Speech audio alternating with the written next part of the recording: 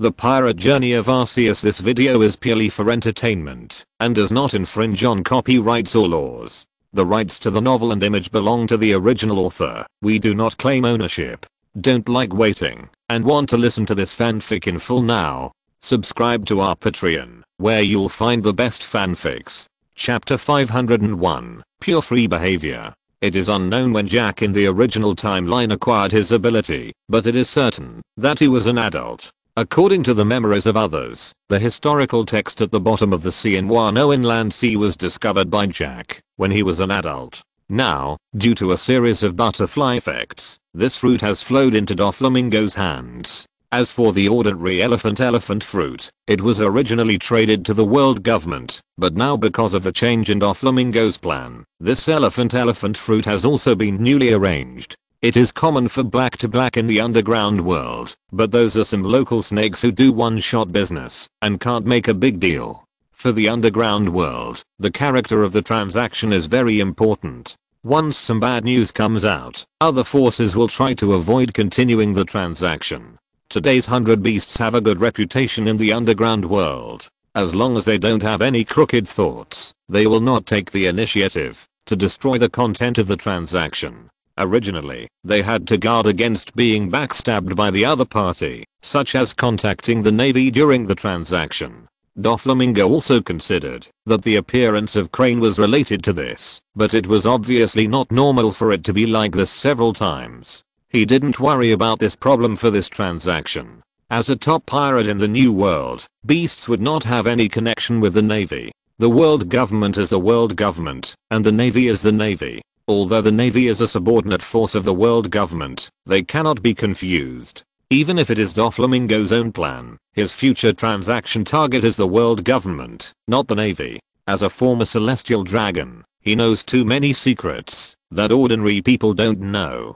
Dover, they are coming. When Doflamingo and Treble were talking, a sharp voice came from outside the door, and then a tall and strong man walked in. He is Piker, one of the Carters of the Don Quixote family. The sharp voice is his characteristic and something he hates. If anyone laughs at him in this regard, he will be furious. Piker and Treble chose to focus on Doflamingo at the same time. He is also one of his most trusted Carters. He was monitoring the situation at the seaside before. Are you here? You're really punctual. Yes, but they only came with 2 people, Plague Quinn and an unknown girl, and the other is a strange flying machine. It doesn't matter, as long as they are from the beasts, it's enough. Let's go. The transaction begins. The existence of Yamato is still unknown to the outside world. Even Kima has not figured out her identity. Now the only 2 known titles are Miss Yamato and Samaronaheim. This is the news I got from Quinn and Genesect in the battle before.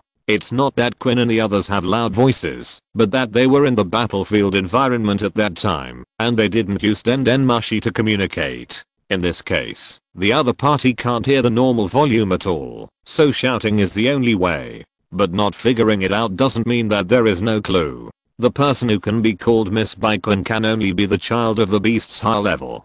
Quinn is already in a high position in the beast's pirates, so Yamato is either Kaido's daughter or Arceus' daughter. Although they still have doubts about Arceus, they all regard him as a person with a weird personality. These news are still being verified within the world government, and Doflamingo certainly doesn't know about this. The transaction went smoothly, there was no black eating black phenomenon, and no inexplicable Navy came to the door, but the development of the transaction was not what Doflamingo thought. The value of the 2 devil fruits is certainly not small. Although he has already felt that he is using these 2 fruits as a favor and did not want to take money, according to his understanding, after he said that the transaction items are free, the other party should understand that he wants to deepen cooperation. Smart people should not think too much when talking. If you offer your sincerity, the other party should give you a contact method or something else, if you choose to accept it. However, Quinn did not play by the rules at all. He picked up the fruit and left without saying anything. It cannot be said that he did not say anything. He told Doflamingo very kindly that if he wanted to give a gift next time, he could call that number. In a sense, this was also considered to have established a contact channel, but for some reason, he always felt that this was not what he thought. Dover, is this considered a success? Looking at Quinn and Yamato who were leaving on the Genesect, several carters around him also felt that there was something wrong, but they had already taken off, and they could not shoot them down again. It should be considered a success. This was his first time trading with monsters in the New World, and at this time he could not help but doubt the trading style of the New World. On the other side, Yamato, who had already left, also felt strange when looking at the two fruits in the box. He did not encounter any trouble at all, which was also different from her psychological expectation. He doesn't want money, he seems to be a good person. Doflamingo's free behavior earned him a good person card, or a good person card, that he himself did not hear. Good person? That guy is just an idiot, Miss Yamato. Although there is a saying, that free is the most expensive, but that saying is not applicable here. Quinn naturally saw what Doflamingo meant, but now he was not qualified to talk about this with the beast's pirates. Farmers in Wano country can find a devil fruit while doing farm work, and occasionally taking out two fruits does not mean anything. If you want the other party to do you a favor, your own status and strength must be higher than the other party, or at least equal. The gap between the two sides makes Doflamingo's behavior seem to Quinn to be just flattering. Unless he takes out a stone tablet, this is almost a death-free gold medal within the beast's pirates. I think so too. How can a normal person sell things for free? But Jack should be very happy. These two fruits should be given to his deputy. Jack has a strange hobby for elephants, including but not limited to liking the power of elephants and eating grilled elephant steaks. If she guessed correctly, these two fruits will most likely be given to Jack's future deputy. This is also related to the current internal rewards of the beasts. The highest level of reward is a complete ability of Arceus, followed by the devil fruit transformed by Arceus, and then the untransformed devil fruit and the ordinary giver of skills belong to the third level. If it is not a particularly powerful fruit, the members of the beast's pirates usually want to obtain some skills, but no one will dislike the devil fruit. Although it is afraid of water, it is a power that ordinary people do not have. Chapter 502 Don't underestimate the landlord's daughter. Genesect continued to head south to return to Onigashima, but halfway through, Quinn made a proposal to Yamato. Miss Yamato, how about we discuss something? What? Look, we brought 300 million berries for this deal, but Doflamingo didn't want the money, so the money was saved. 300 million was the deal amount they had negotiated before. Ancient species were rare, but the price was not excessive, just slightly higher than that of ordinary animal types. After all, most of the abilities of animal types rely on their own physical strength, which is very different from the powerful abilities brought by natural and superhuman types. The treasures taken away from the kingdom of Korgis had been taken back to Onigashima in advance by Genesect, and now they only had these trading shares left. So, how about Miss Dewa? Let's divide it quietly, 150 million each. This is a lot of pocket money. Even for Quinn, 150 million is a huge sum of money. Anyway, it was Doflamingo who saved the money, and the higher-ups wouldn't care. Even if they divided it quietly, it would be enough to take 2 elephant fruits back. He had made money like this when he was in Mads before. Mads' research funds have always been scarce, and everyone has their own research scope, and each research is a crazy money-burning project. If you want more funds for yourself, you have to find a way yourself. Now Quinn has sufficient research funds, and doesn't need to worry about money anymore, but as a person who takes hedonism to the extreme, he still likes small money. Although the beasts are the real rulers of Wano country, in order to prevent the economy of Wano country from collapsing, all carders have to spend money in Wano country. Although he himself also has dividends, he can't refuse a windfall. It's just that Quinn is acting with Yamato, so he has to find a way to convince Yamato. If the plan succeeds, then he will be the biggest beneficiary, and the biggest victim is of course Doflamingo, who originally wanted to spend money to change his face, but was intercepted by Quinn. If he couldn't find the stone tablet that the beasts were searching for, he would definitely not choose this method, but he is just a devil fruit supplier, not Doraemon, and he really can't find everything he wants. Doflamingo, who is still in the North Sea, doesn't know what he is going through, but Quinn's plan was not realized in the end, because he hit a wall here with Yamato. I don't want it. 150 million. You can buy a lot of things. No, it's only 150 million Baileys. My godfather will definitely be unhappy when he knows it. By the way, Uncle Quinn, I will tell my godfather and them about your ideas. Quinn's painting style gradually turned grey and white, and there was a tendency to fall off. This was not a big problem. After all, his ability was there, and neither Kaido nor Arceus would do anything to him because of this little money. But a lecture and special training are absolutely inevitable. This is the mistake he found. Although Yamato sometimes looks like a stupid son of a landlord, she is not really stupid. A mere 150 million is impossible to shake her. To be precise, it is completely impossible to seduce her with money. The beast pirates are a famous warlord force in the New World, and the beast fruit has also developed into a world-class consortium. More than 150 million is really just pocket money for her, because she will not do such a stupid thing to make her parents unhappy with such a small amount of pocket money.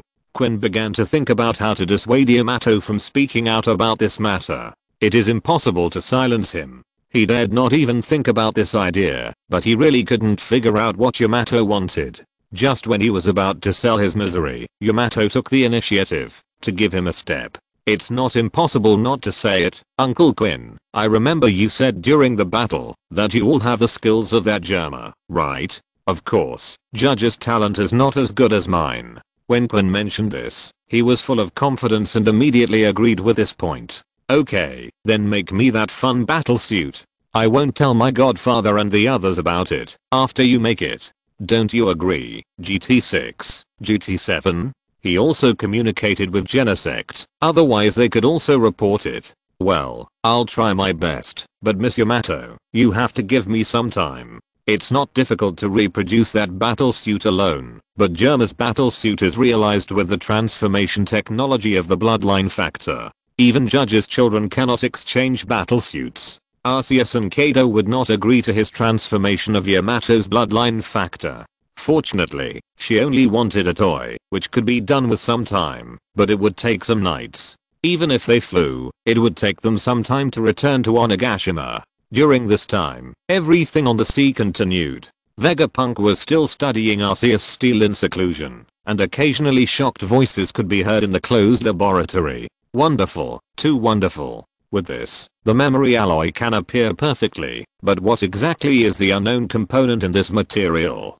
Isn't this something that can be combined by human power? It's a relic of ancient times. It would be nice if there were more. When Vegapunk complained that there were too few Arceus steels, a carriage of Arceus steels was being transported in Scourge's garrison area at the edge of the beast territory. Scouch. The things that Lord Arceus gave you have been sent from Wano country. Gabba, the former captain of the island guard and the current captain of the beast security team, found Scourge with the things he had sent. As the first island occupied by the beast pirates, Gabba, who lived on this island, witnessed too many changes. It can be said that he witnessed the process of this island from ordinary to prosperous, and his heart changed from resisting the rule of pirates at the beginning to accepting it, and even joined the other side. At first, he opposed the rule of pirates because of the tyranny of the previous occupiers, but now his thoughts have changed. The flag of the beasts has brought the long-lost peace to this island under the disputes. If it weren't for that flag and Scourge standing in front of them, the pirates who had just entered the new world would have had a hard time. Here we come. Because he was a cyborg, Scourge's tone was a little strange, but one could sense a sense of joy. This truckload of Arceus steel was his reward. This was not just Arceus steel, but Arceus steel that had been infused with the light of evolution. Pillman's Sun Coral could only evolve in regional form. Excluding this exception, Scourge was the only one among the top 10 God's Graces who was in the initial form. He had been looking forward to this for a long time. Chapter 503, The Split 3-in-1 Magneto. He is a very special example among the God's Grace. Because he is a cyborg, he rarely exercises his body. Although he has cultivated a certain level of observation haki with the help of the power of electric Pokemon, he does not know how to use armament haki. In terms of defense, he relies entirely on his steel body and his own steel attribute. Everyone has their own opinion on which is stronger, haki or fruit, but the top ability users all have good physical skills. Even Borsalino, who was pointed out by Zephyr as relying too much on his ability, is the same. Scourge is not such a top powerhouse, but just a relatively forward carder in the Beast's pirates. With the influx of the new generation, his ranking has been declining. However, he himself is not dissatisfied with this. The people he mainly deals with are the newcomers who have just entered the new world from Paradise. With his own abilities and special equipment, he is enough to deal with most situations. These new metals fused with Arceus steel are used for his evolution. The evolved form of Magnemite is called 3-in-1 Magnemite. As the name suggests, it is 3 Magnemites combined together. There are 2 ways for Magnemite to evolve. One of them is to evolve with the power of Pokemon as its level increases. The other is that 3 magnets are connected together by magnetism and merged into a new life, that is, the 3-in-1 magnet. The latter is more suitable for some magnets with slightly poor talents. If the quality is not enough, the quantity will make up for it. When the 3 magnets choose to merge, the power of the 3 magnets naturally meets the conditions for evolution. Except that the position of the magnet will be offset. The 3-in-1 magnet looks only different from the magnet in quantity. Scourge belongs to the category that his own talent has reached the end, and he can only rely on this external force to achieve evolution. As a long-term garrison of an island, he is a typical type of person who has no merit, but he is also an excellent employee over time. After the ranking battle of Onigashima ended, he was qualified to have this ability, but it was delayed for some reasons, so it was delayed until now. During this time, he was repairing the house here. In order to facilitate the battle after evolution, he had to change his residence. Because he lived in the factory area before, and the power of the 3-in-1 magnet was 3 times that of the magnet. Due to the extremely strong magnetic force and voltage in the body will involuntarily emit a kind of electric wave, which is very destructive to machinery. The more sophisticated the machine, the greater the impact. There are weapons factories and hospitals here, with many sophisticated instruments. And Scourge often enters the state of ability for convenience in life. If he does not change his residence, it may have a great impact. During this period, he was preparing for a new home. When Gabble sent the metals, Scourge felt a special breath from them. When the magnetic force he released came into contact with them, the metals began to merge into his body. A new evolution was beginning here. Originally, he wanted to see what Scourge would look like after evolution, but when Scourge just started to evolve, a familiar alarm sounded on the island. This was a warning of illegal immigration. It happened almost once a month, and most people on the island were used to it. From running to the shelter in a panic at the beginning, to queuing calmly to enter the shelter, and finally drinking tea calmly at home, this is the change that has taken place on the island over the years.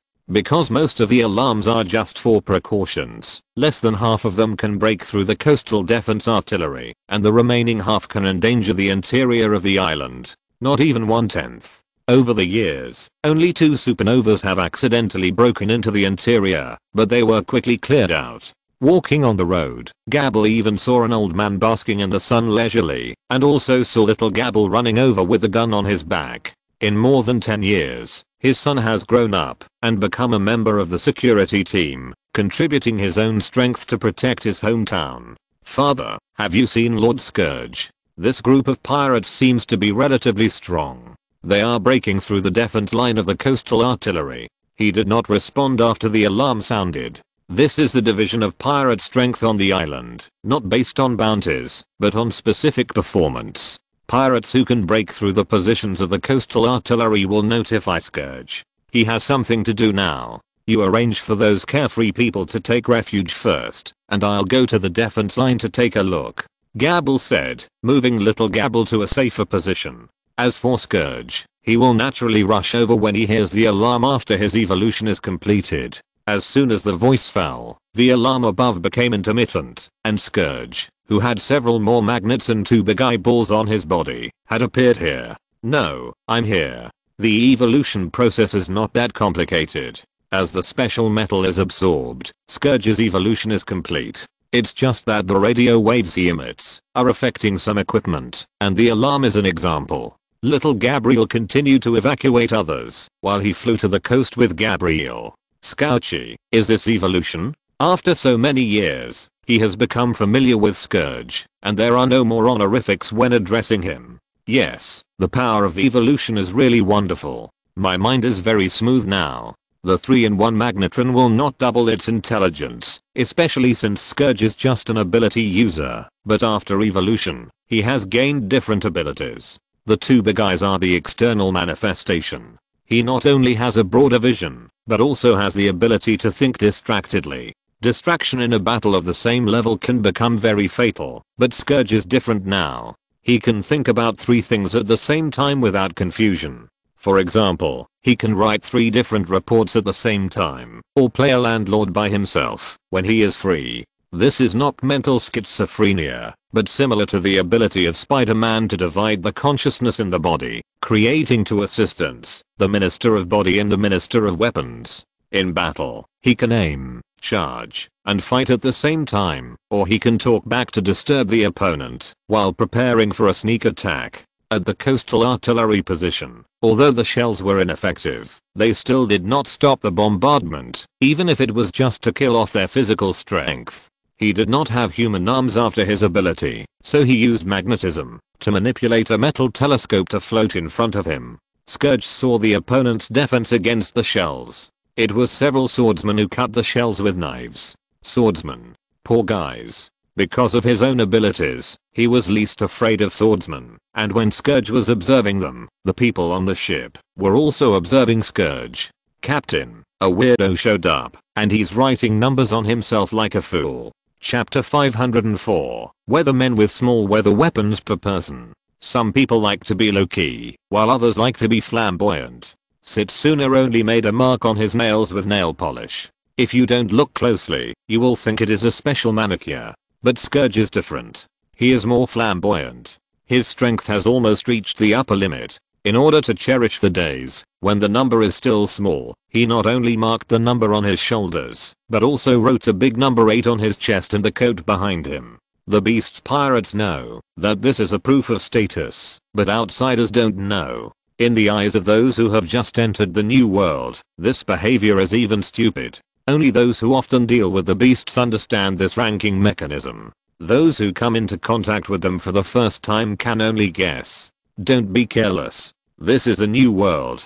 Compared with the first half of the Grand Line, the people here are much stronger. They have experienced battles before, and have a certain understanding of the new world, but they won that battle. They only defeated some losers who lingered in the new world, and did not understand the gap in strength, so they still have inflated ambitions in their hearts. Little ones, prepare to dock. This is our first battle. Before becoming the Pirate King, let's defeat the so-called Emperor of the Sea. Let those guys who are obsessed with external forces know that the body is the foundation. Oh. Under the leadership of their captain, the pirate ship continued to rush towards the island, and Scourge also noticed something wrong. The coastal defense artillery of the beast pirates has a much longer range than the artillery of ordinary pirates, but at this distance, even the most inferior artillery is enough to attack the target, but the opponent's pirate ship has not fired a single shot so far. Looking at the pirate flag on the sail, Scourge did not recognize who they were.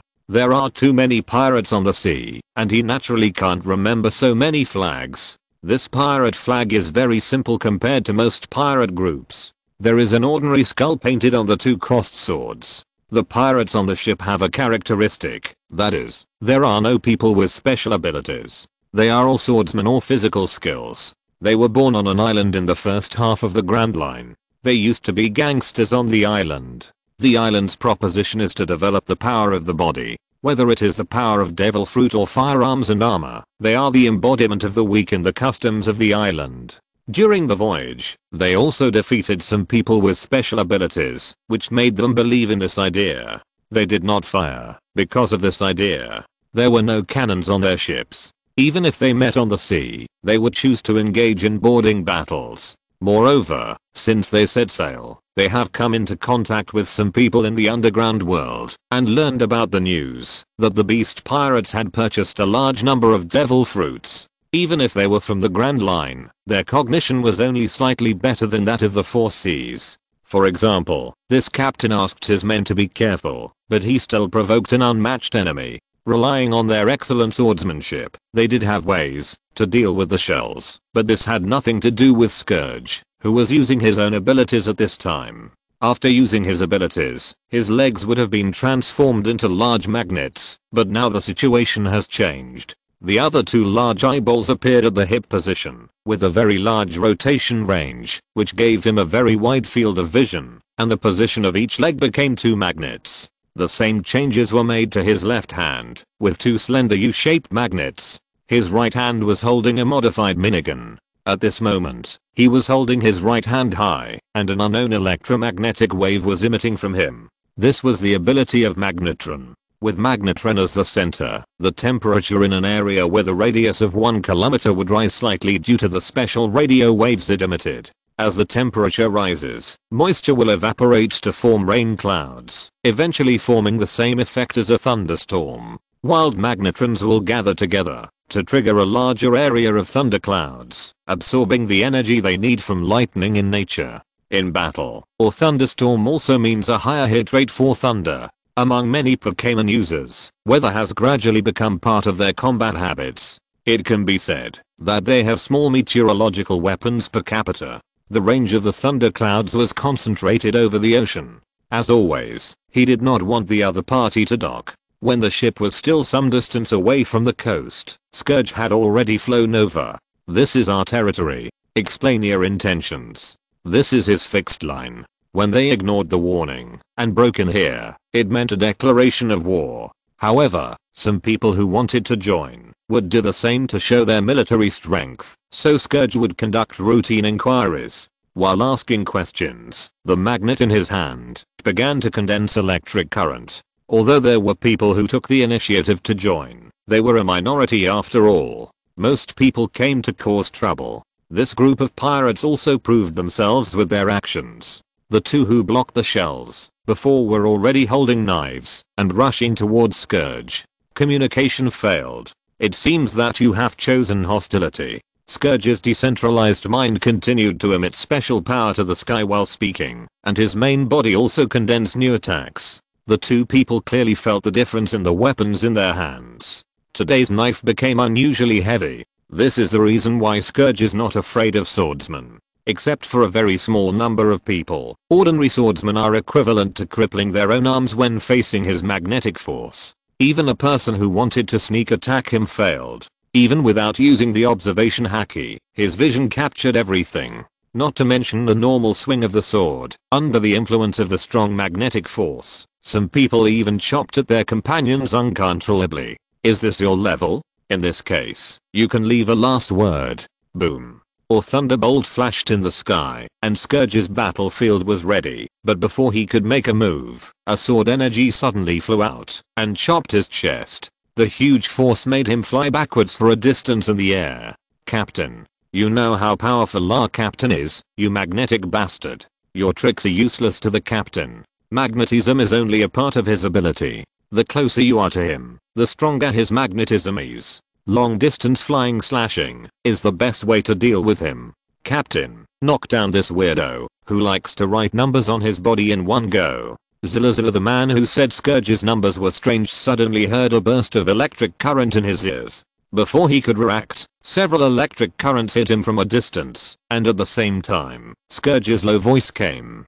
"Don't look down on my honor. When will you noobs keep your mouths shut?" Hearing that what he regarded as his honor was insulted by the other party, Scourge's inner anger had already risen, and these pirates looked at him with only a faint white mark on his chest, and they all showed incredible eyes. How is it possible? The captain has already mastered the steel cutting technique. Steel cutting?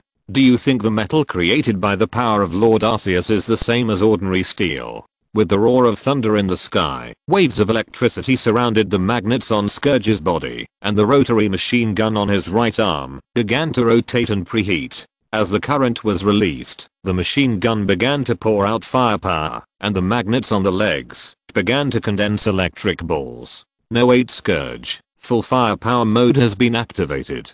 Chapter 505, Electric Fishing Behavior and Quinn's Tuition. Although Scourge's appearance is rather bizarre, it cannot hide his advantages in this state. At this time, he is like a small aerial fortress, pouring down firepower wantonly. The secondary brain is responsible for aiming and charging, while his main brain is perfecting the details of the battle. The hit rate of thunder in a rainy day is much higher than that in a sunny day. With the blessing of the locking skill, the electromagnetic cannon, that is difficult to hit, has also been greatly strengthened. Moreover, Scourge's electromagnetic cannon's first target is not people, but ships.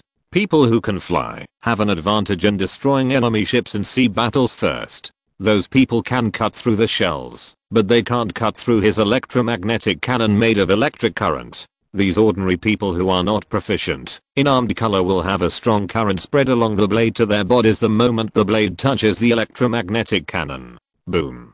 Boom. After two loud noises, two large holes appeared on their ship, and seawater began to flow into the cabin through the holes. This ship carrying the dreams of a group of newcomers has ended its mission ahead of schedule. The people on the ship were trying to save the ship, but it was useless. The electromagnetic cannon fired at high speed had left irreparable wounds on the hull, and Scourge's attention was also on the other captain. The man who could release the flying slash was the only one who could pose a threat to him. Although he was a cyborg, there were still a lot of human organs in his body. If he was allowed to stab the blade through the gap between his eyeballs, it would still pose a certain threat to him. The secondary brain brought by the 3-in-1 Magneto was equivalent to giving him a fire control system. At this time, the minigun on his right arm was constantly changing its target of attack. Ordinary crew members could not attack Scourge, and they could not even get close to him. In this case, their captain still chose to get close to Scourge. The direct slashing power of the blade was much greater than the flying slash. The flying slash just now had already shown that his attack was ineffective. In this case, he could only make this choice. The opponent's ability was related to magnetism, which was not something that a blind person could see. The large magnets that replaced his hands and feet were too obvious. The moment he approached Scourge, he clearly noticed that his knife had become heavier, and it became extremely laborious to swing the knife. But being able to become the captain shows that his subordinates recognize his strength. Unlike ordinary subordinates who can't even swing their swords under the influence of Scourge's ability, he can barely control his blade. Clang! A flash of knife light passed by, and the barrel of Scourge's right arm was actually cut off by him, and his blade continued to cut towards Scourge's chest with undiminished power. At the moment of cutting off his barrel, a trace of joy appeared on the captain's face, but when he saw Scourge's playful eyes, he suddenly had a bad premonition in his heart. He suddenly felt a strange force coming from the blade, and this time it was not rejecting his blade, but attracting his blade to fly towards Scourge. However, it didn't happen like the barrel that was just cut off. His weapon was now firmly locked on Scourge's chest, and a huge magnet was also across his head. The barrel is the most vulnerable part of my body. You don't think you can get close because you are strong enough, do you? The swordsman's close range slash can make the attack more powerful, but for Scourge, the closer the distance, the stronger the magnetic force he releases. The captain's strength is indeed stronger, but after getting close, his strength is not enough to get rid of Scourge's magnetic force. As for his own safety, as long as he protects the exposed parts, he is not worried that these newcomers can hurt him. That is a brand new body that has been integrated with Arceus steel. He has absolute confidence in the power of Arceus. To be honest, your ability is far behind those samurai. Although it is not bad among the newcomers, you picked the wrong opponent. He also recognized the strength of some samurai in Wano, and most people in the outer seas are not as good as those powerful samurai. As Scourge's voice fell, a strong current also flowed between the magnets. Boom. The thunder in the sky hit Scourge. This was the lightning he attracted. For him, this kind of lightning could not hurt him, and it could also enhance the power of his own attack. But for the captain, the thunder from the sky plus the electric current released by Scourge was a fatal attack. As the clouds in the sky dissipated, the pirate ship disappeared from the sea. Only a few fishing boats were left, salvaging things. They were not fishing, but salvaging people. The captain did not die after enduring the thunder duet, but was seriously injured and unconscious. This made Scourge a little interested. If the troublemakers had a little strength, the pirates of the beasts would look up to them. Such people are usually detained. Those who are willing to surrender are received by the peripheral forces, and those who are unwilling are sent to mine. Now they are salvaging people who were stunned by Scourge, and occasionally they can catch a few sea fish. This kind of thing can only be regarded as the norm in the new world. Every pirate with a fixed territory will face this kind of thing, and even the civilians on the island have gotten used to it. Is this your new body? It's really strong. Looking at Scourge with only a few shallow white marks on his body, Gabriel envied this body. Of course, this is the power of Lord Arceus. I'm number 8. If I can't even defend this place, I will fail the trust of brother Kaido and the others. It was not only Scourge's territory that encountered the invasion. Mandafesh also dealt with a group of newcomers. The difference was that he did not leave any prisoners. He was in a very bad mood when his date was interrupted. On Onigashima, after a long journey, Quinn and Yamato had returned here. In order not to be reported by Yamato, Quinn went directly to the new Tree of All Knowledge. He wanted to check some ancient documents. After O'Hara's materials were transported back, he found that those materials were different. There were even some topics that Vegapunk had mentioned in the past. With those materials, many studies would become much easier. According to the original timeline, O'Hara's books would be taken back to Elbaf by the giants, and Vegapunk would use his extraordinary talent to memorize the contents of the books there, so that his research would advance by leaps and bounds. But now all these books have been intercepted by the beasts, which has slowed down some of Vegapunk's research. These materials were collected and sorted by O'Hara from various ruins around the world. Although there are some records in the world government, it is not so easy for Vegapunk to read these materials from there. If you're listening to this novel on a channel other than Fanfic World, it means they downloaded and uploaded it without effort. We cordially invite you to visit our channel, Mundo Fanfic Novelos. There you'll find the original version of this story and you can explore many other novels of various genres. We're waiting for you to immerse yourself in a world of incredible novels. Chapter 506. I think you are a fake, Kaido. The world government is downplaying the blank 100 years, but the things left by the huge kingdoms in the blank 100 years are constantly affecting the development of future generations. The ancient times are not necessarily backward, but may also be extremely developed super ancient civilizations. Quinn started to hang out in the library for his own future, and Yamato also returned to Onigashima smoothly. Godfather, look, we brought the fruits back. Yamato walked in with 2 fruits, as if asking for credit, as if expecting praise. Well done. Is there anything interesting on the way? Appropriate recognition and praise are conducive to the development of enthusiasm. Yamato is getting older, and in a few years, she can go out on her own. According to her luck, it is not surprising to find a stone slab. It's okay. I watched the movie played by Brother Tesoro, and saw some very interesting combat uniforms. I just don't know where those annoying white suits came from. By the way, Godfather, how are GT9 and GT10? They have been repaired a long time ago. You don't have to worry about it. Genesect's spare bodies have been stored in the warehouse. The 2 Genesects that exploded returned to Onigashima first, and had already changed into new bodies. At the same time, the beasts were also trying to find out the details of the kingdom of Korgis from the underground world. How did the CP0 team get there is a very serious question. Although the royal family of Korgis is highly suspected, they will not take action without solid evidence. Disclosing the information of the employer and attacking the employer are taboos in the underground world. It's just that it's a bit laborious to investigate the secret intelligence of the world government, and no results have been seen yet. By the way, this is for you. The task of raising it is left to you. A giant egg more than 1 meter high appeared in front of Yamato. This was something that was just created not long ago, and is also part of the Beast Giant Soldier project. The giant monarch of Sky Island and the Entsukoro of Wano country are the 2 Pokemon with supersized bodies at present. They have huge bodies without the need for Gigantamax. However, there are no new members, except them for the time being. This giant egg is one of the new members, but due to its growth mode, Arceus created a huge egg. Unlike Elizabeth's egg with patterns, this egg is very smooth and presents a stone green color. Yamato is almost 15 this year. Girls grow faster than boys when they are young. This giant egg of more than 1 meter only reaches her waist. The power of Changpan can let her feel the fetal movement inside the eggshell, but this life has not grown to the extent that it can respond to her.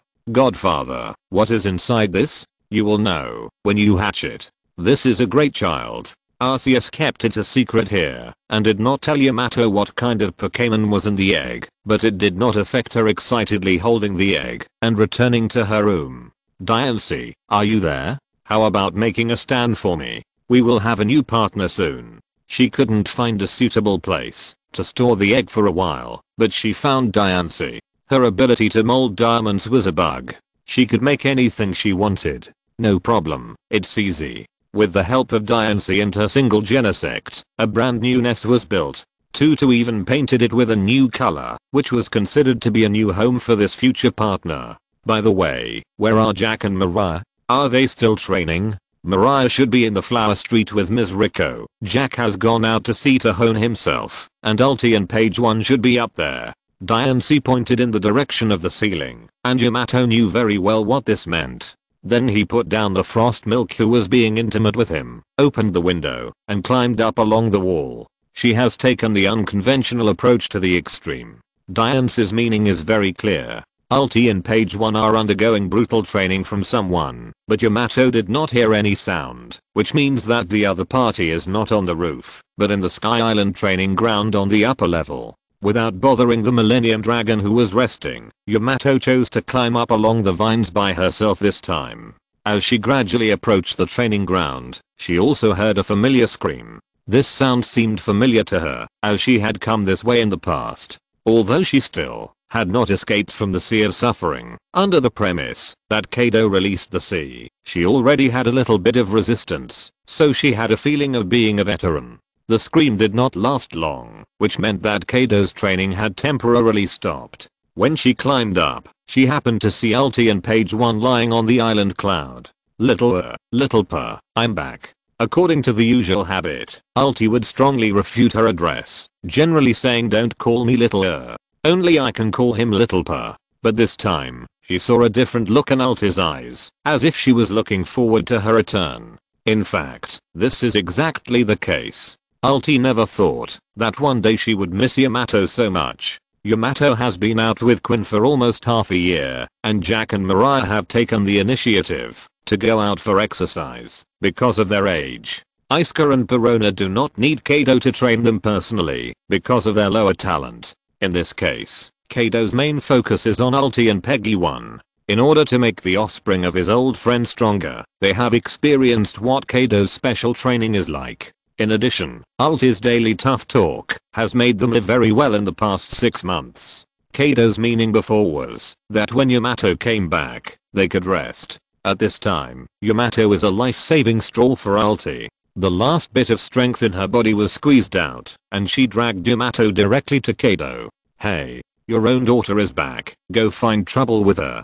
Ziope, let's go. She grabbed Page 1 and jumped off the island cloud. According to Page 1's voice feedback, he should still be able to fly, and seeing that Kaido didn't catch up, Ulti's excited voice also came up. Looking at Ulti who turned around and ran, Yamato suddenly realized that she seemed to have delivered herself to the door. Aha, it seems that those two little guys haven't reached their limit yet. You can adjust the strength. Kaido said a little scary words while walking in front of Yamato, but this time it was different from what she expected. He just put his big hand on Yamato's head. You did a good job this time.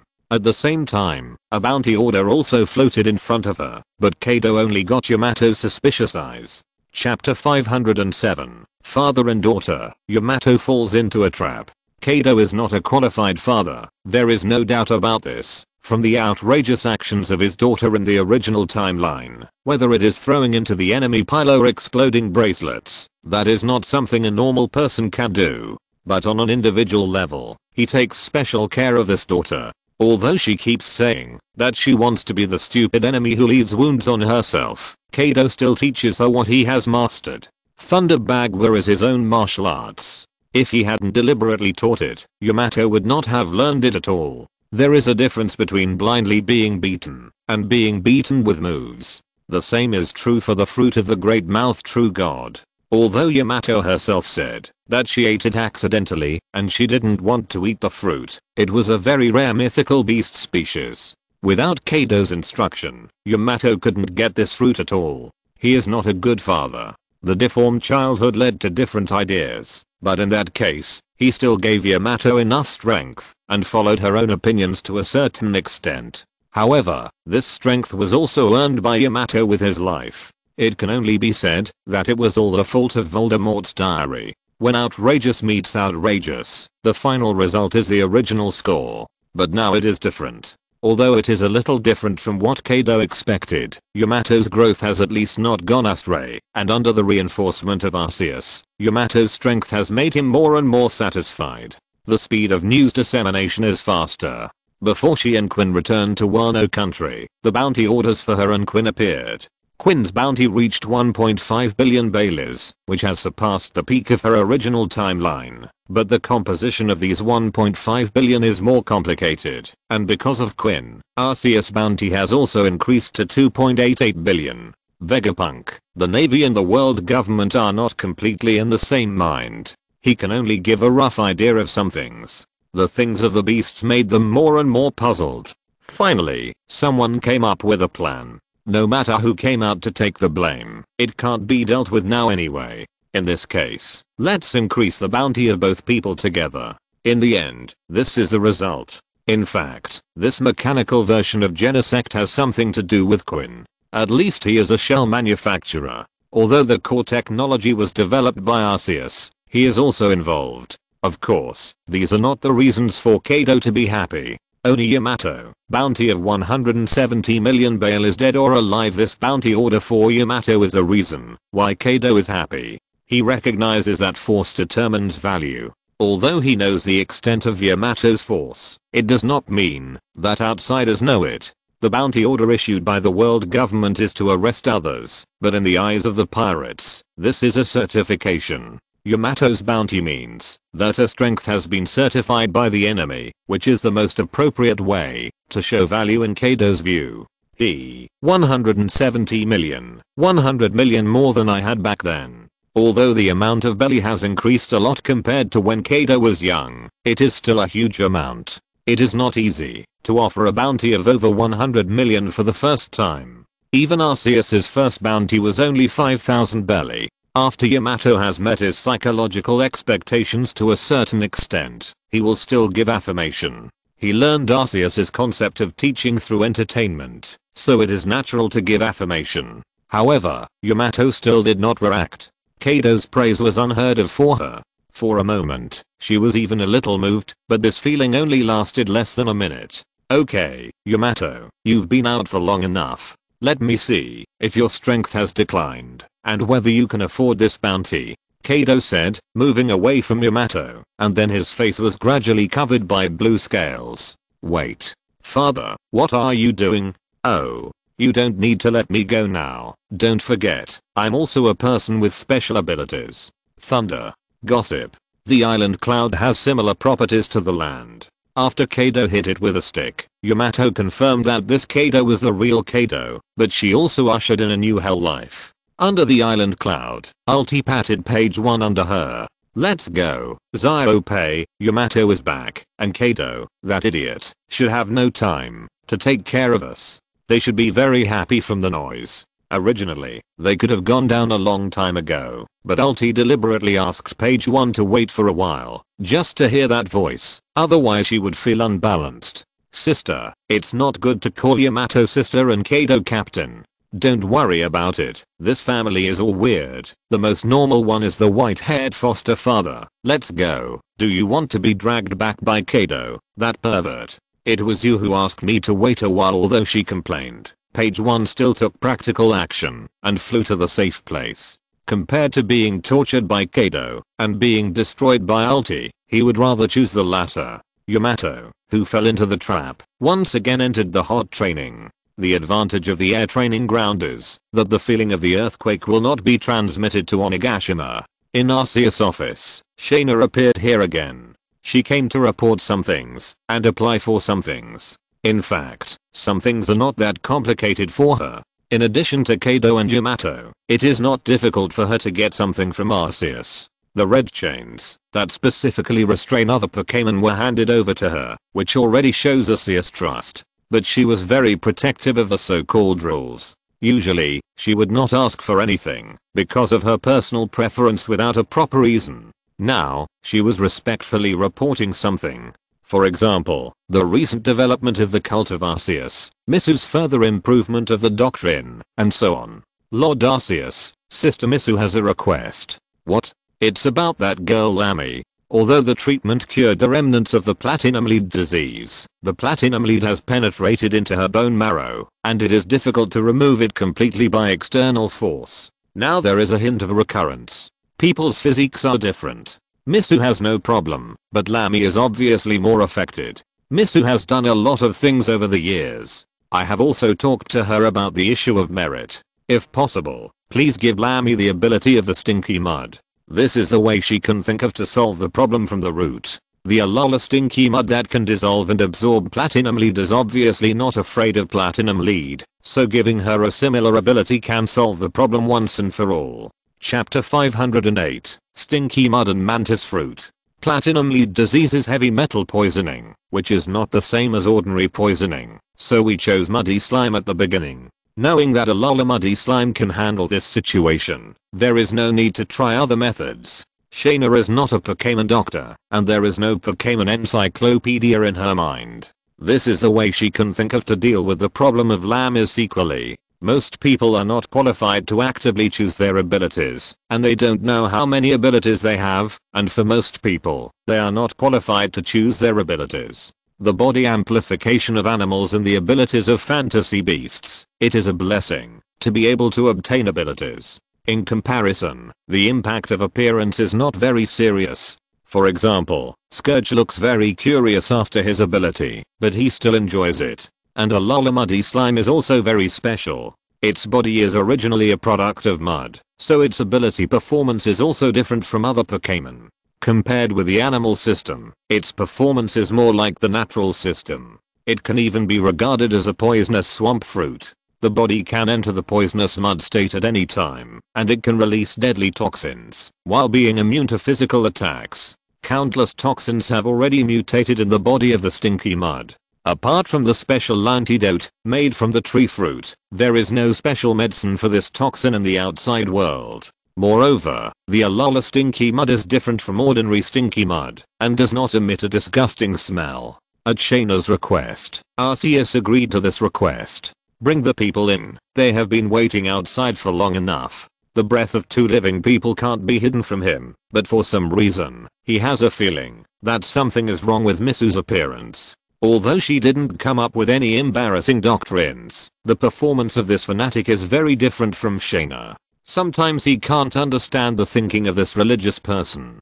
Misu, who came here, had already told Shaina her purpose. She wanted to witness the process of Arceus' ability with her own eyes, and then preserve it in the form of a painting as a mural in the future church. Compared to the monastery, that was just a prototype at the beginning, the monastery is now undergoing reconstruction, and the design drawings were submitted by Misu herself. It was not until that day that Shaina knew that Misu was actually a famous designer and painter of the original church. Now the new monastery has been basically built, and only these decorations are missing. Although Misu has drawn a lot of content, based on the description and what she saw in Wano country, such as the 8 million Pokémon grass head god in the holy flame of destruction, there are still some contents that show glory. There is no doubt that the granting of abilities is the content that best reflects all of this. The process of Arceus' ability granting is not a secret. Almost all the internal members of the beast have seen that moment, and that is also their goal. So Shaina did not report this trivial matter to Arceus separately. Lamy came here under the leadership of Misu, and performed a slightly complicated ritual according to the arrangement of her Arceus church. Lamy's movements were not unfamiliar at all, and it can be seen that she has memorized this set of movements. Misu lied to her that she was her biological mother. Her original intention was to hope that Lamy would forget everything about Frevens, but as a fanatic, she naturally had a certain bias in her teaching. Lammy at this time did not have a lot of white spots on his body like Eluo, but some small spots like freckles could be seen. Lord, your glory spreads across the sea, and your loyal believers long for your mercy. May you grant Mirror the ability to cure the disease, and I will continue to work hard to spread your gospel. Stop, Shaina has already told me that your efforts can exchange that power for Lammy. He was used to honorifics, but he couldn't get used to the words that sounded like reading the Bible. If the spread of this belief was not conducive to the search for the stone tablet, he might be the first to convert this sect. But it was not without benefits. Although some prayers made him uncomfortable, as a professional religious person, she was much more professional than Shaina in preaching. As Shaina requested, the ability was selected as the Alulamud form. The process of granting it went smoothly, but Arceus always felt that Misu's eyes were flashing. If there were special effects, her eyes would have turned into the shape of stars. Let her maintain the transformation state of the ability user. If she persists for a period of time every day, the things in her body will soon be decomposed and digested. Animal type transformation has always been the most basic ability. Even people who are not full-time fighters can master it. Moreover, Lammy is not a powerless person. She is Law's biological sister and has the same blood in her body. Although blood is not absolute, for example, a certain daughter of Odin has no talent, but at least there is a certain possibility. Misu did not let Lammy do nothing, but trained her in a specific direction. If possible, she might become a member of the Inquisition. However, the current Arceus cult does not have this organization, and at most it is a Vatican Knight. After the ability was transformed, Lammy did not have a strange style like Scourge, but instead appeared in a fairy tale style. This style is actually closer to the Big Mob Pirates than the Beasts Pirates. Although her pupils and mouth were stained with different colors, her body did not change much. Only her hair was slightly melted, and her sleeves and skirt were dragged on the ground like melting, with colorful stripes on them. The toxin crystals were distributed on her body like pendants, and she herself knew how to use this ability. Then she prayed the same prayer as Misu, and then left here with Misu. Shaina, I have left you the things you wanted before. You can do the rest by yourself. I'm going out for a trip. Yes, do you need me to accompany you? No, just do your own thing.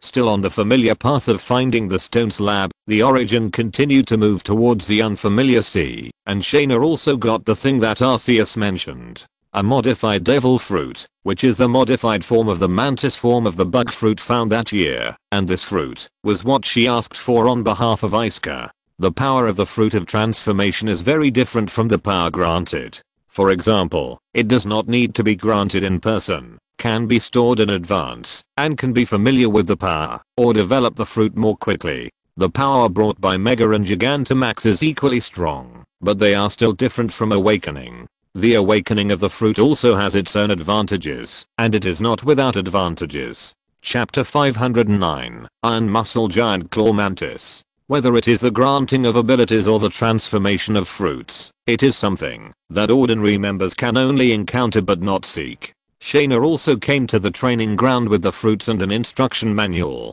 At this time, you can still see a figure who is training hard. That is Isuka, who just celebrated her 12th birthday not long ago, and her training method is also very special. Although it is just an ordinary obstacle race, the obstacles include very special things such as fire rings. If you don't know, you might think this is a taming ground. In fact, this is Isuka trying to overcome her fear. Since she came here, she has a fear of fire. Whenever she sees a scene of a large number of flames burning, the fire that night will emerge in her mind.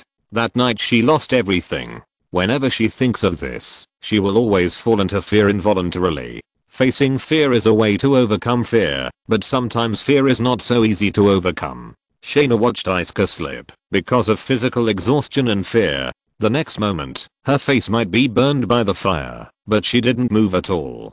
Before Isuka was burned, a tail had swept over. The human body is afraid of this ordinary flame, but Pokemon is not afraid. If you are afraid of fire, stay away from it.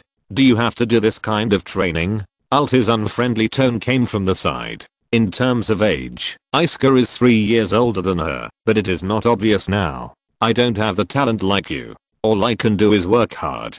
This time it was an accident. After so long of overcoming training, she was not unable to walk when she saw the fire, but after her physical strength was consumed, that strange feeling came back. It's up to you, Ziope, let's go. She was just passing by here, but she saw the sign of something going to happen from Isuka's footsteps. Kaido's training was not in vain. In addition to the loss of life, the improvement brought was also real, and she also saw Shaina. In this case, she might as well go and play with page 1. But on the way out, page 1 questioned Ulti. "Cease, don't you care about her? Why don't you talk to her nicely?" "I don't care about her. Even if she really burned herself, it has nothing to do with me." Apart from being stubborn and liking to tease page 1, Ulti is fine in other aspects. For example, she always thinks Kaido is a fool, but she wants him to be the new pirate king. However, the stubbornness problem is basically hopeless. If Shaina had been a little more ruthless, she might have been able to correct it completely. But after Shaina corrected Ulti's attitude towards Arceus, she didn't care much about other things. If Ulti hadn't really gone there for something, page 1 would have been unable to bear it long ago, although he prefers to be alone now. On the other side, Shaina picked up the fire ring that fell on the ground. The burned iron ring had no effect on her.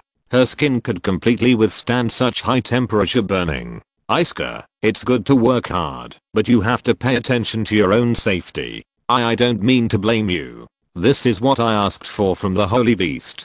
People's talents have limits. Ordinary people can't change them, but we are different. He put the fruit in Isuka's hand, and the meaning was self-evident. What's wrong? Your goal is to get more power. There's nothing wrong with a little help from outside forces. Most people here are people with special abilities. With this, you can achieve your goals better. The fruit has disappeared, and Isuka's retching sound is left in the empty training ground.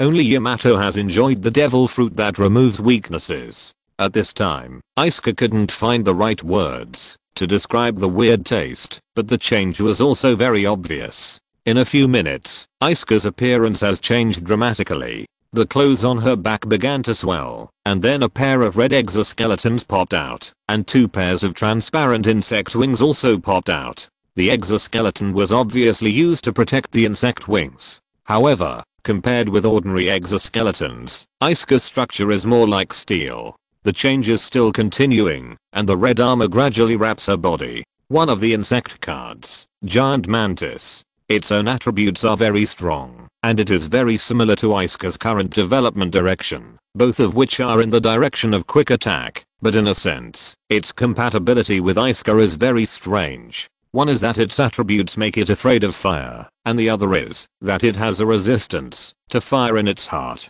Do you feel it? This is the power of the Holy Beast. Only he in this world can give people the power of fantasy beasts according to his own mood. This is very different from ordinary mantises. Shaina patted Isuka's shoulder, and Isuka also felt the changes in her body.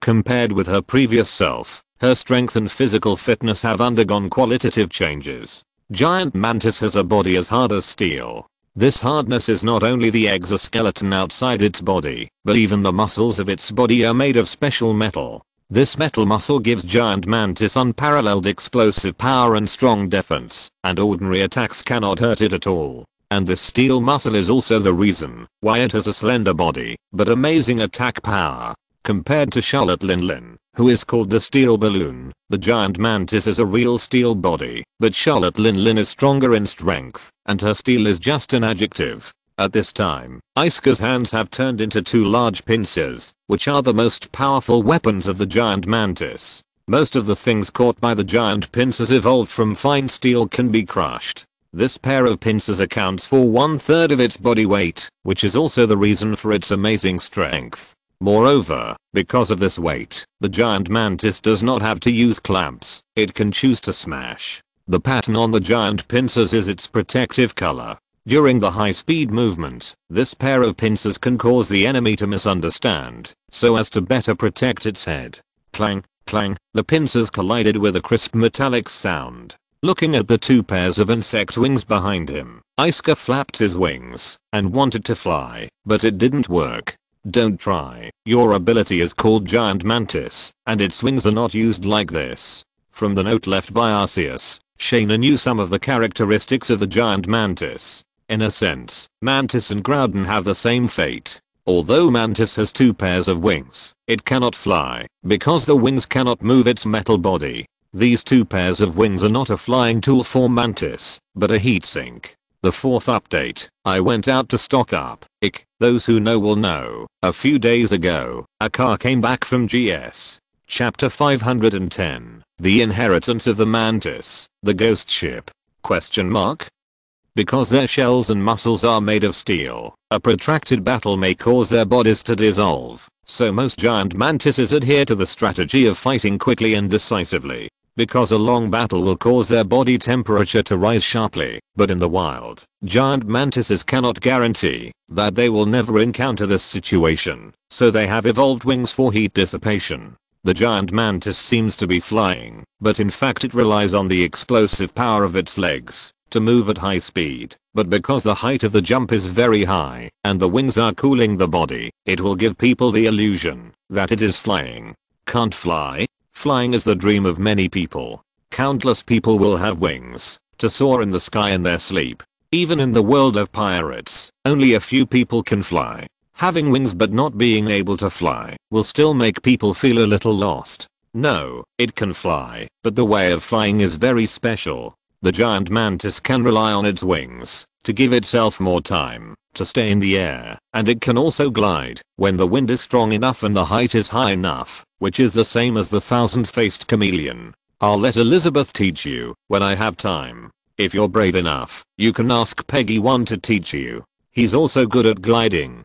Due to the difference in flying methods, Peggy 1 also started with gliding. Although he has mastered the principle of jet flight now, he will not forget what he has learned. But there is one more thing now. Shaina picked up the iron ring, and some flames rose from her palm, reigniting the firing. Isuka, fire is not that scary. You have to overcome this fear. Come, hold it. The giant claw mantis is weak to fire, but it depends on the degree of fire. The temperature of the flame spray by those Pokémon is much higher than the normal temperature of flames. Only the physique of the Iron Team Rocket can withstand lightning and fire every day. Ordinary flames can't threaten the giant claw mantis. Now Isuka has the ability to rush out, even if she is in a fire again. She can completely extinguish it before ordinary flames hurt her. But strong people need a heart. Believe in the power of the holy beast. Your new body is not so easy to be hurt.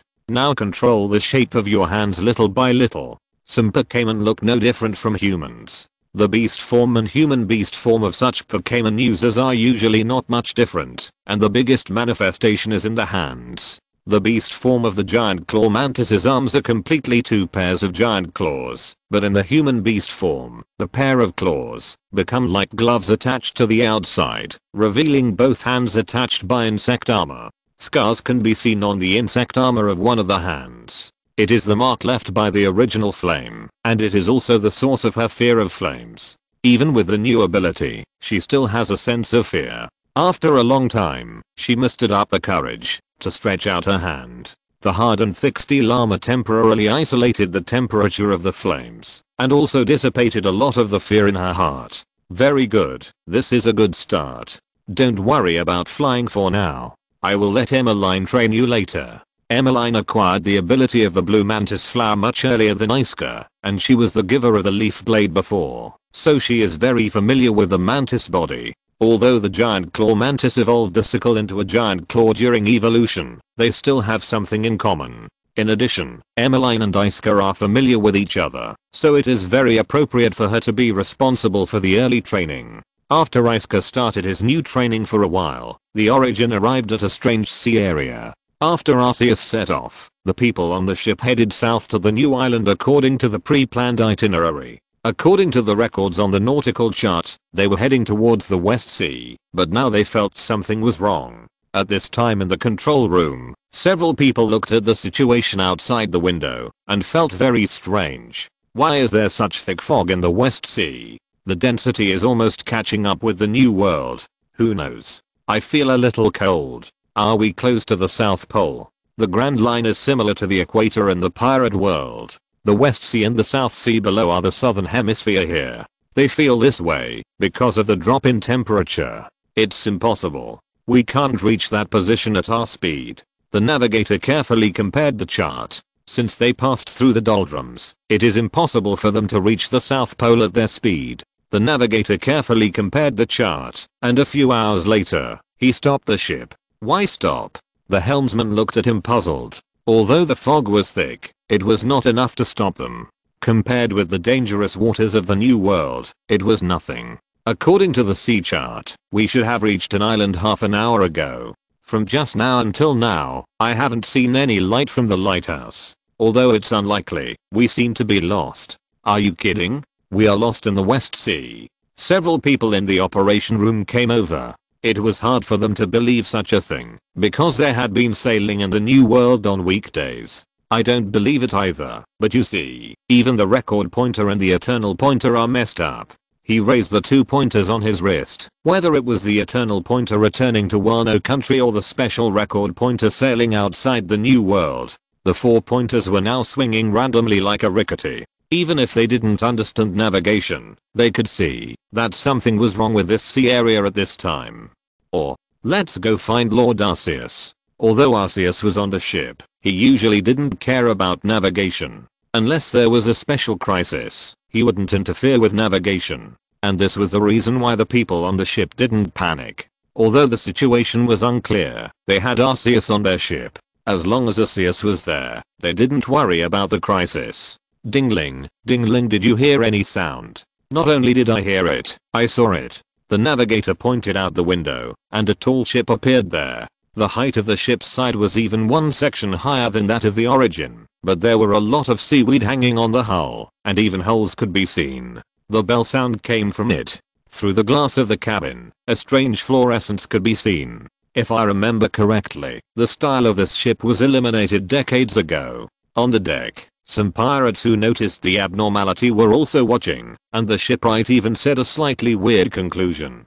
Coupled with the strange fluorescence and the holes on the hull, the word ghost ship appeared in their minds. Chapter 511. Huan Quan also has to bow his head. In the world of great navigation, ships have always been the most mainstream means of transportation, so no matter where these people come from, the topic of ghost ships cannot be avoided in childhood ghost stories. The appearance of this ship at this time inevitably made them think of similar legends, and they told the legends of their hometown one after another. No, there really is a ghost ship, right? Yes, my grandmother told me, when I was a child, that the messenger of the underworld sometimes extradited the ships of the living to the world of the dead, but they would not recognize the wrong people, so the people extradited by these people would become dead. Seeing that someone was afraid of ghosts, he continued to tell him about supernatural events without fear of trouble. According to him, this was a mistake made by the messenger of the underworld, but in order to avoid being punished, the messenger of the underworld would kill all the living, so it would not be considered a mistake.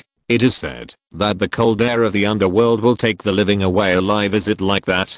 A pirate pointed to the side of the origin, which had been covered with frost at some point, and the frost was still spreading. Figures began to float on the ship that looked like a ghost ship.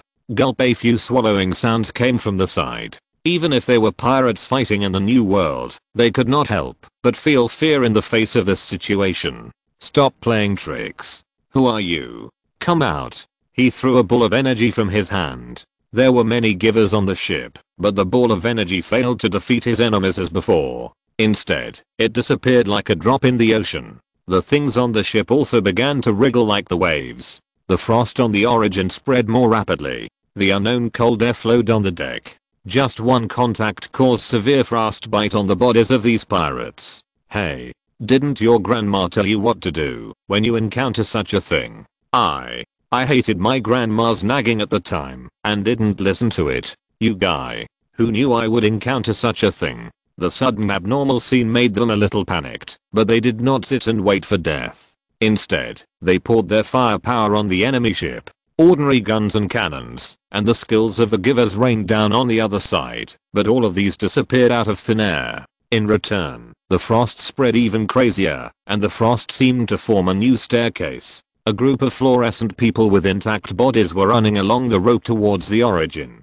The sharp-eyed people even found a strange cloaked man on the side of the ghost ship. The strange roar reached everyone's ears. The people in the cabin even saw those things passing through the wooden boards and surging up like ghosts. But the next moment, all the monsters stopped their actions. Although they were still roaring, they were retreating all the time. Lord Arceus is here. When someone found that something was wrong, he ran to the cabin, and he happened to meet Arceus, who wanted to come out to check the situation. When he appeared, the pirates on the ship seemed to have a backbone, and the originally chaotic situation was stabilized. Back off, don't make trouble here. Yes. The pirates retreated behind Arceus. Their weapons and attacks were completely ineffective. Even the arrows with domineering attached could not hurt the other party. Now they didn't know what to do except watching. Can Lord Arceus deal with this kind of monster? What are you talking about? That's Lord Arceus. How could there be something he can't deal with? You're new here. You should let the big sister teach you when you go back. The pirates around were whispering about this situation, and there were a few more cloaked people on the ship.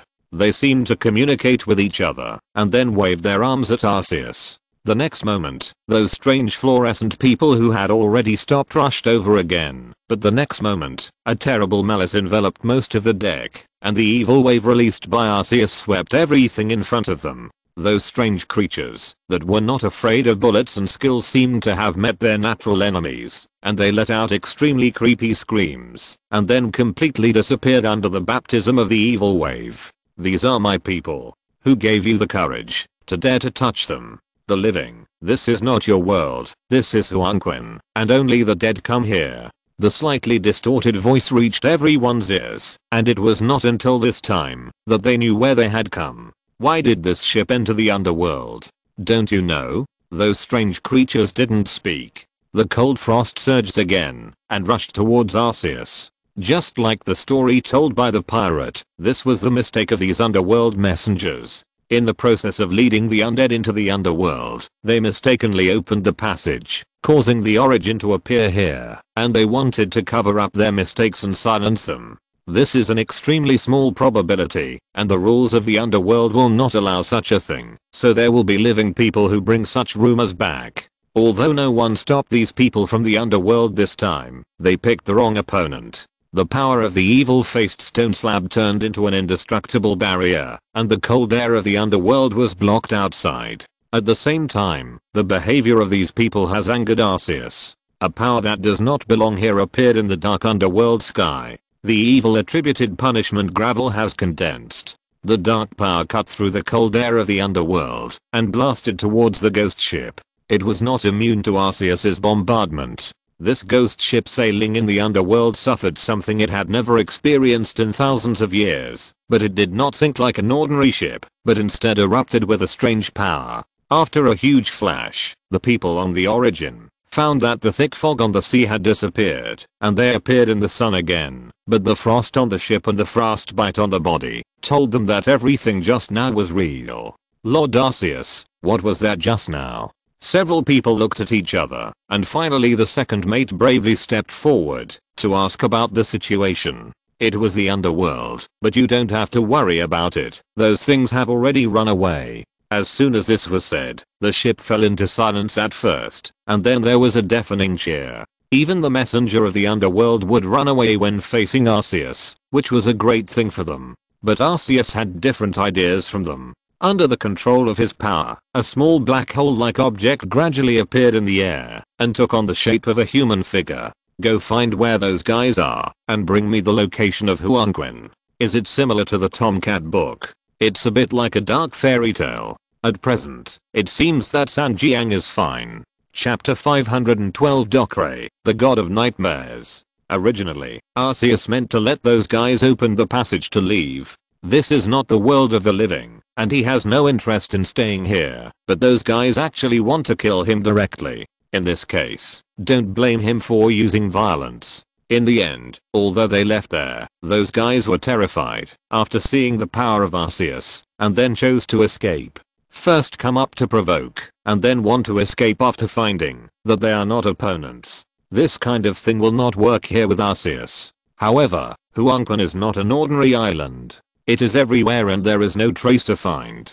It is not an easy task to find the real entrance to Huanquin, so he has to create a special messenger to search for that place. He has plenty of time to play with them slowly. The black sphere gradually expanded and finally took on a human-like shadow creature. The white hair part covered most of the face, revealing only a pair of bright blue eyes. A red jagged tie was wrapped around his neck. A long black rag was hung on each side of his shoulders. 2 pure black claws formed his arms. The black claws were extremely dark, but no one would question its power. At this time, it just floated in the air, making the pirates watching him feel an inexplicable palpitation. Darkrai, the evil attribute fantasy Pokémon, the dark Pokémon Darkrai, also known as the god of nightmares. Darkrai obeys your will. Darkrai constructed 2 black legs from the shadows in the position of his empty legs. He did this just to be able to make a gesture of submission to show his loyalty. After the eldest sons Aurora, the second son Manaphy, and the 3, 4, 5, 6, and 7 sons, 5 original Genesects, Darkrai can only be ranked as the 8th in the Arceus family. After all, there were a lot of Genesects made at the beginning. Even if they were complete, there were 7. Among them, GT2 and Yamato's little Genesects were both female, and the remaining 5 were male by default. Go, find those guys, and bring back their location. Yes, sir. Just like a black hole twisting, Darkrai disappeared in front of everyone. He had already gone to find the location of the Yellow Spring as Arceus requested.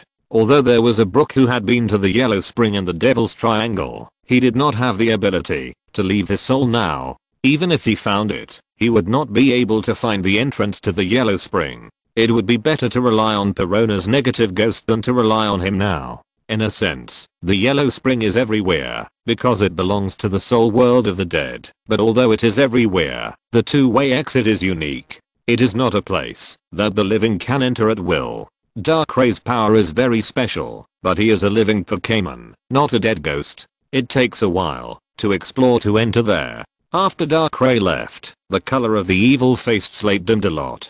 Darkrai is not a mythical beast, but a fantasy beast. The number of Darkrai is not unique, and the individual differences are also obvious. This Darkrai shoulders an important task, and is relatively strong in the Darkrai tribe. The evil-faced stone tablet transmits a lot of energy to him. Navigator, where is the current location? Then Arceus called the previous navigator. It was normal for him to not find the way in that environment, but if he still couldn't find the way now, the origin could be replaced. By estimating the amplitude of the record pointer's jitter, he quickly determined the specific location of the ship, and then the origin continued to sail according to the previous scheduled route. After leaving the Yellow Spring Kingdom, their location did not change much. It was still in the sea area of the West Sea, but there was a slight change. After replanning the route, the origin continued to sail. Some people on the ship were also dealing with frostbite caused by the cold air of the Yellow Spring, and at the same time, began to artistically process Arceus' previous behavior.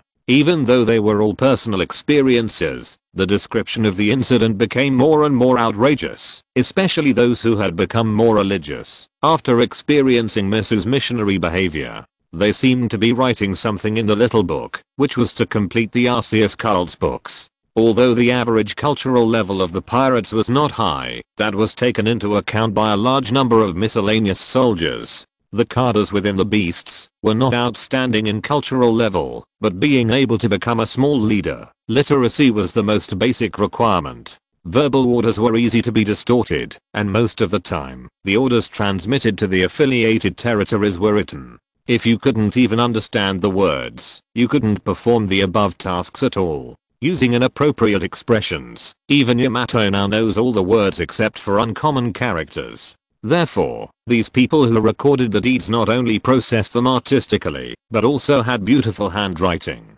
After returning and being polished by Misu, this matter would become much more metaphysical. The return journey of the origin was still a long way off, and in the North Sea on the other side of the Grand Line, Rocinante was still taking Eluo to seek medical treatment. Due to the launch of the beast's fruit, the truth of the platinum lead disease had been revealed. At this time, platinum lead disease was no longer an infectious disease that everyone was afraid of, but an ordinary platinum lead disease. It would not be rejected by all hospitals, nor would it receive the ill will of those doctors.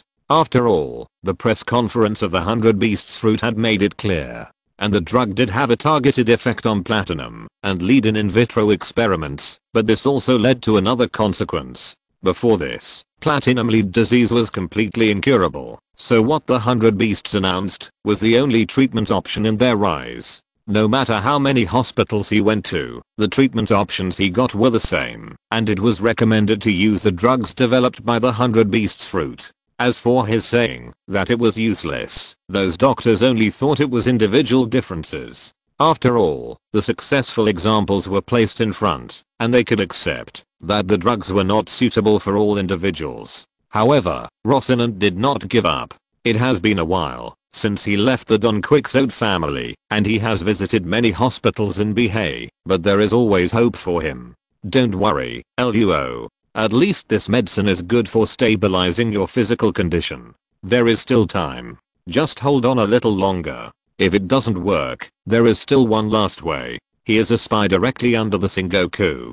The identity of the nun can be confirmed. Misu is indeed Misu herself, which means that they must have a method inside. If the hospital does not have any plan, he can try to find the beast fruit or even the beast pirates behind it, but the beast fruit is on the Red Earth continent, and the beast pirates are in the New World. With his current identity, it is not easy to do such a thing. If you're listening to this novel on a channel other than Fanfic World, it means they downloaded and uploaded it without effort. We cordially invite you to visit our channel, Mundo Fanfic Novelos. There you'll find the original version of this story and you can explore many other novels of various genres. We're waiting for you to immerse yourself in a world of incredible novels. Chapter 513, The Correct Way to be Immune to Negative Ghosts. However, changes always come faster than plans. Before he could do what he planned, Doflamingo called him, and the reason was very simple. Doflamingo found the whereabouts of the Operation Fruit. After several transfers, the fruit finally fell into the hands of a group of pirates who did not know the true value of the fruit. For them, the Operation Fruit was just a sky-high fruit worth 5 billion baileys. They did not want to be famous doctors. Faced with this price, they agreed to the deal without hesitation, even if the transaction was with the Navy. But Doflamingo knew what this fruit meant, and it was the way to eternal life. Even though he knew that the world government must be behind this matter, he decided to take a risk and find a way to get the fruit. The way to achieve eternal life with the Operation Fruit is called the Eternal Life Operation. The price of performing that operation is the death of the fruit holder. It is not so easy to find someone who is willing to die for you. In the end, Doflamingo chose Rocinante. He wanted his own brother to die for him. But this is the biggest problem. Dang. Rocinante knocked on the stone in front of Den Mushi. This was his way of responding to Doflamingo. He was a mute in the Don Quixote family and had eaten a devil fruit, Parahuman Silence fruit. When a person with the ability uses his ability, he will create a soundproof wall within a certain range of himself. As long as he is in the soundproof wall, all the sounds made by people or objects will be blocked by the soundproof wall and cannot be transmitted outside the wall. The soundproof wall can still be activated normally even when the person with the ability is sleeping, which can eliminate all the noise around him when he is sleeping, achieving the effect of improving sleep quality. This is also the ability he uses when reporting intelligence, so he doesn't have to worry about the enemy eavesdropping on the intelligence. If he hadn't eaten the devil fruit, he wouldn't mind continuing to be undercover beside Doflamingo, but eating 2 fruits will definitely kill him. This is common sense on the sea now. If he goes back, he will be exposed. If he doesn't go back, he will still be exposed. And the reason why Doflamingo sent a message to Rocinante to let him go back is to verify this matter. During the time he was away, Crane's tracking completely disappeared, which made him suspect that Rocinante was the traitor. For Rocinante, returning to the Navy now is the safest thing to do. With Sengoku there, Doflamingo can't do anything to him, but because of law, he still chose to take the risk and launched an action with the surgery fruit as a target. Whether the medicine of the beast is effective is a mystery, and the truth about the nun is the same. In his opinion, the surgery fruit is the most realistic way to solve the problem. Facing the storm, Rocinante and Laura arrived at the transaction site, but he failed. Although he succeeded in making Laura eat the surgery fruit, he was exposed. Law took his message to ask for help, but because Virgo had successfully undercovered the Navy, Law mistakenly sent the message to Virgo. In the end, he paid the price of his own life and let Law successfully escape from here. And Drake, the former Navy officer, the current pirate, the son of Disbarorus who discovered the surgery fruit, was taken away by the Navy, and everything developed as usual. The Operation Fruit is not the main target of the Beast's pirates. Although this fruit also has the ability of the rules system like a bug, it is relatively useless for the Beasts. Kaido is an animal system maniac, and Arceus will not actively search for devil fruits. Unless it is on the way, it is better to find stone slabs with this energy. Now he is still sailing in the West Sea. Due to the geographical location, the waters where the Beast's pirates appear more are the North Sea and the West Sea, because they are just on both sides of the New World, with ships inlaid with seastone. They only need to cross the calm belt to reach the target sea area directly. When Arceus was exploring the West Sea, there were also members of the Beasts on vacation in the North Sea, such as Zorora and Setsuna with Perona and the bear in the Happy Town on Swallow Island. Unlike the Happy Street controlled by Stacy, this Happy Town is a very serious town. The reason why it is called Happy Town is the expectation of the townspeople. Most of the residents here are not indigenous people, because this place was once attacked by pirates, and it was almost destroyed under their attack. Later, with the help of many people, the town was rebuilt. Bringing joy, warmth and tolerance to everyone is the creed of this town, so whether it is a minority or an ordinary person with physical disabilities, they will not be discriminated against on this island. This atmosphere has also promoted the development of tourism here, and some tourists often come here to experience the local customs. However, this place is not very famous, and it belongs to a place like a country town circulated among some groups. There are ready-made hotels on the island, but Zorora and his friends did not choose to live there, but chose to camp in the nearby woods. The wrist-thick tree was broken by Setsuna, and a simple tent was quickly built. This was what she had learned in Zhao before, while Perona was collecting firewood in the forest with a bear. To be precise, she lay on the head of the bear, and then watched the bear collect firewood by himself, and occasionally there would be some negative ghosts looking for new dead branches for the bear. With the power of the bear, it is not difficult to uproot a big tree, but such a tree is difficult to burn fully. In order not to be choked by the smoke, it is necessary to find dry firewood. Zorora and Setsuna are not worried about her safety, not to mention that they are right next to her. Perona's negative ghost plus the strange power of the bear. Ordinary people are simply no match for this combination. Perona left the opponent wide open, and the bear gave a fatal blow. They had already had this cooperation, but the bear found a strange thing when picking up firewood. It saw a dead tree. In order to save time, it wanted to carry the tree back directly. Unexpectedly, the tree was hollow, and a ball of white stuff fell out directly from it, and it also exclaimed. Perona instinctively commanded the negative ghost to pass through the opponent's body, but the result did not work. The white creature still stood there stupidly, looking at the bear with a slightly dull look. Perona looked carefully and found that the other party actually blushed. "Who are you? Why doesn't the negative ghost have any effect on you?" "I'm sorry, I don't know either." The other party did not answer Perona's question, but started to apologize to her directly. Only then did she notice that the white creature in front of her seemed to be the fur of a young bear.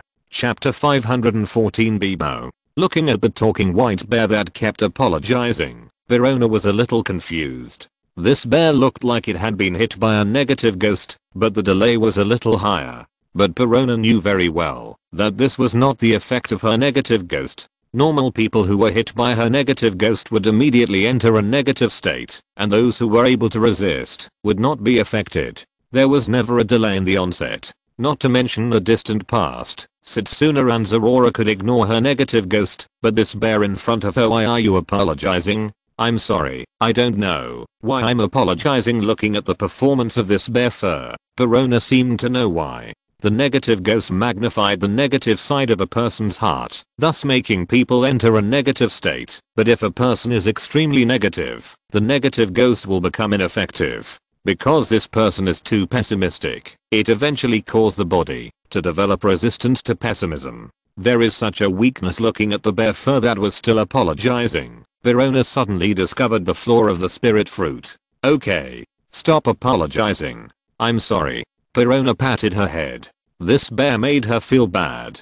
Sure enough, a bear that can't talk is a good bear. But she still asked about the business. Aren't you a fur tribe? Why aren't the fur tribe here in Zal? How did you go to sea? This bear fur doesn't look very big. Although she is not a fur tribe, her adoptive mother is the new Duke of Zal. From this perspective, she can actually be regarded as a princess of the fur tribe. After all, in the eyes of the fur tribe, humans are just monkey furs with less hair. Hearing the word Zal and fur tribe, this bear fur almost cried. He is Bepo, the younger brother of Jibo who disappeared that year. After being washed away by the sea current, he came to the North Sea by chance. It was his luck that he didn't starve to death on the way and was not eaten by the Sea Kings, but he didn't know how to go back. The people in the North Sea had never heard of the fur tribe, and not everyone was as tolerant as Happy Town. In most people's eyes, he is just a talking monster. This concept, coupled with his fragile personality, makes him very prone to depression, has low stress resistance, and poor psychological endurance, so he hides in the tree hole of a dead tree. He doesn't like the environment here, because there is not even a mother bear in this place. Returning to Zal is his biggest dream, which is why his face turned slightly red when he saw the bear in clothes. Do you know Zal? Of course I know. My mother is the new Duke of Zal. Great. Can you take me back to Zal? It's not fun here at all. My name is Bepo. I left Zal by accident. When I woke up, I found that Zal was gone. He didn't know why Zal changed to a new duke, and he didn't know where the Verona was laying. The fur tribe was naive, not to mention that Bepo was eager to go home, so he patted the dust on his body and walked towards Verona. In the eyes of the bear in clothes, this is a strange and dangerous person, so he waved to him. The wearing bear crossed his arms and waved vigorously, and Bepo saw the other bear waving at him friendly and quickened his pace. Wait. Verona said this to Bepo and the wearing bear at the same time, but it was too late. The wearing bear's arms lit up and hit Bepo directly with his double arm hammers. Looking at the big hole on the ground, Verona knew it must be painful. Then Verona slid down from the wearing bear's back and poked Bepo below. According to the actual situation, the bear's fur was still alive. Cuckoo. I know, this guy is so weird. The wearing bear explained his behavior, mainly referring to Bepo ignoring the warning, and there was nothing he could do about it. Due to the characteristics of the tribe, the warning action of the wearing bear is the greeting action of other races. When you think the wearing bear is welcoming you, what the wearing bear wants to express is actually simpler. If you dare to come over, I will beat you to death. In the gathering place of the wearing bear, many people are injured by the wearing bear every year because of this misunderstanding. They look cute, but are actually extremely dangerous Pokémon. Only the trainers they trust can be exempted from this. Take him back. Be gentle this time. Cuckoo. Then the wearing bear carried the dead tree in his left hand, Bepo in his right hand, Verona on his head, and the dry firewood he had just picked up on his tail, and walked back to their camping site with a full load. Setsuna, who was by the stream, had just processed the fish caught from the stream, and saw the wearing bear coming back from outside with all kinds of things. Why did you kill a bear? She didn't object to others eating mammals with fur, but at least don't do it in front of her. This is the minimum respect for the fur tribe. She thinks Verona will not make such a low-level mistake. No, Setsuna mother, this is a fur tribe, but the wearing bear was careless just now. Cuckoo. Due to the power of the waveguide, the words of the wearing bear are no different from ordinary humans to Setsuna, and she soon figured out what happened. You said his name is Bepo? Yes, that's what he said. It seems that Bepo's younger brother is him, Zerora. Do you remember Pedro's number? Pedro and his team left Zao again shortly after the wedding. Since they were all elite warriors, they didn't encounter any troubles in recent years. They have been looking for Bepo during the journey, but there has been no result, because until now, they are still sailing in the Grand Line. They didn't expect Bepo to pass through the doldrums and reach the North Sea. Bepo is still unconscious. It's not so comfortable to wear a bear. It may take some time for him to wake up. It's better to confirm with Pedro and his team at this time. The last call was made to Pedro, who was sailing. After some comparisons, they also completely confirmed Beepo's identity. After receiving the news that Beepo was safe, Beepo no longer had any scruples. After getting the promise from Setsuna that he would bring Beepo back, the Narc's expedition team embarked on their new adventure.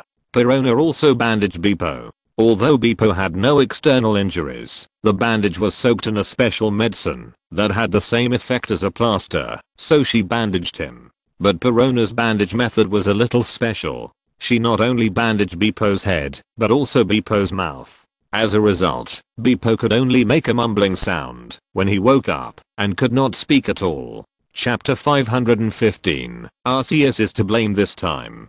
A bear that can't talk is a good bear. This is Perona's perception of cute creatures. Obviously, Beepo in mummy form is more in line with her aesthetics. In a sense, the beasts today are not very normal, because this pirate group has gathered a lot of weirdos with strange aesthetics. Strange. Where is this? Who wrapped me like this? Beepo woke up slowly and took off the bandage covering his mouth, but his mind was blank. He remembered that he slept in a tree hole, and then he rubbed his head, which still hurt a little, but some residual images began to appear. I seem to have seen a very cute yellow female bear and a woman. Most of the fur tribes are still oriented to being companions of the fur tribe or other races, but there are also a few fur tribes who will have a good impression of the same kind of beasts. This is not strange, it is rare at most. Beepo's last memory is a girl who recognized him as a fur tribe, and the female bear was still waving to him in a friendly way, and after that he seemed to fall asleep. Yee. At this time, he suddenly heard a cry. When he looked over there, the wearing bear brought out a huge rock from somewhere, and then directly cut off the stream, and was now catching the passing fish.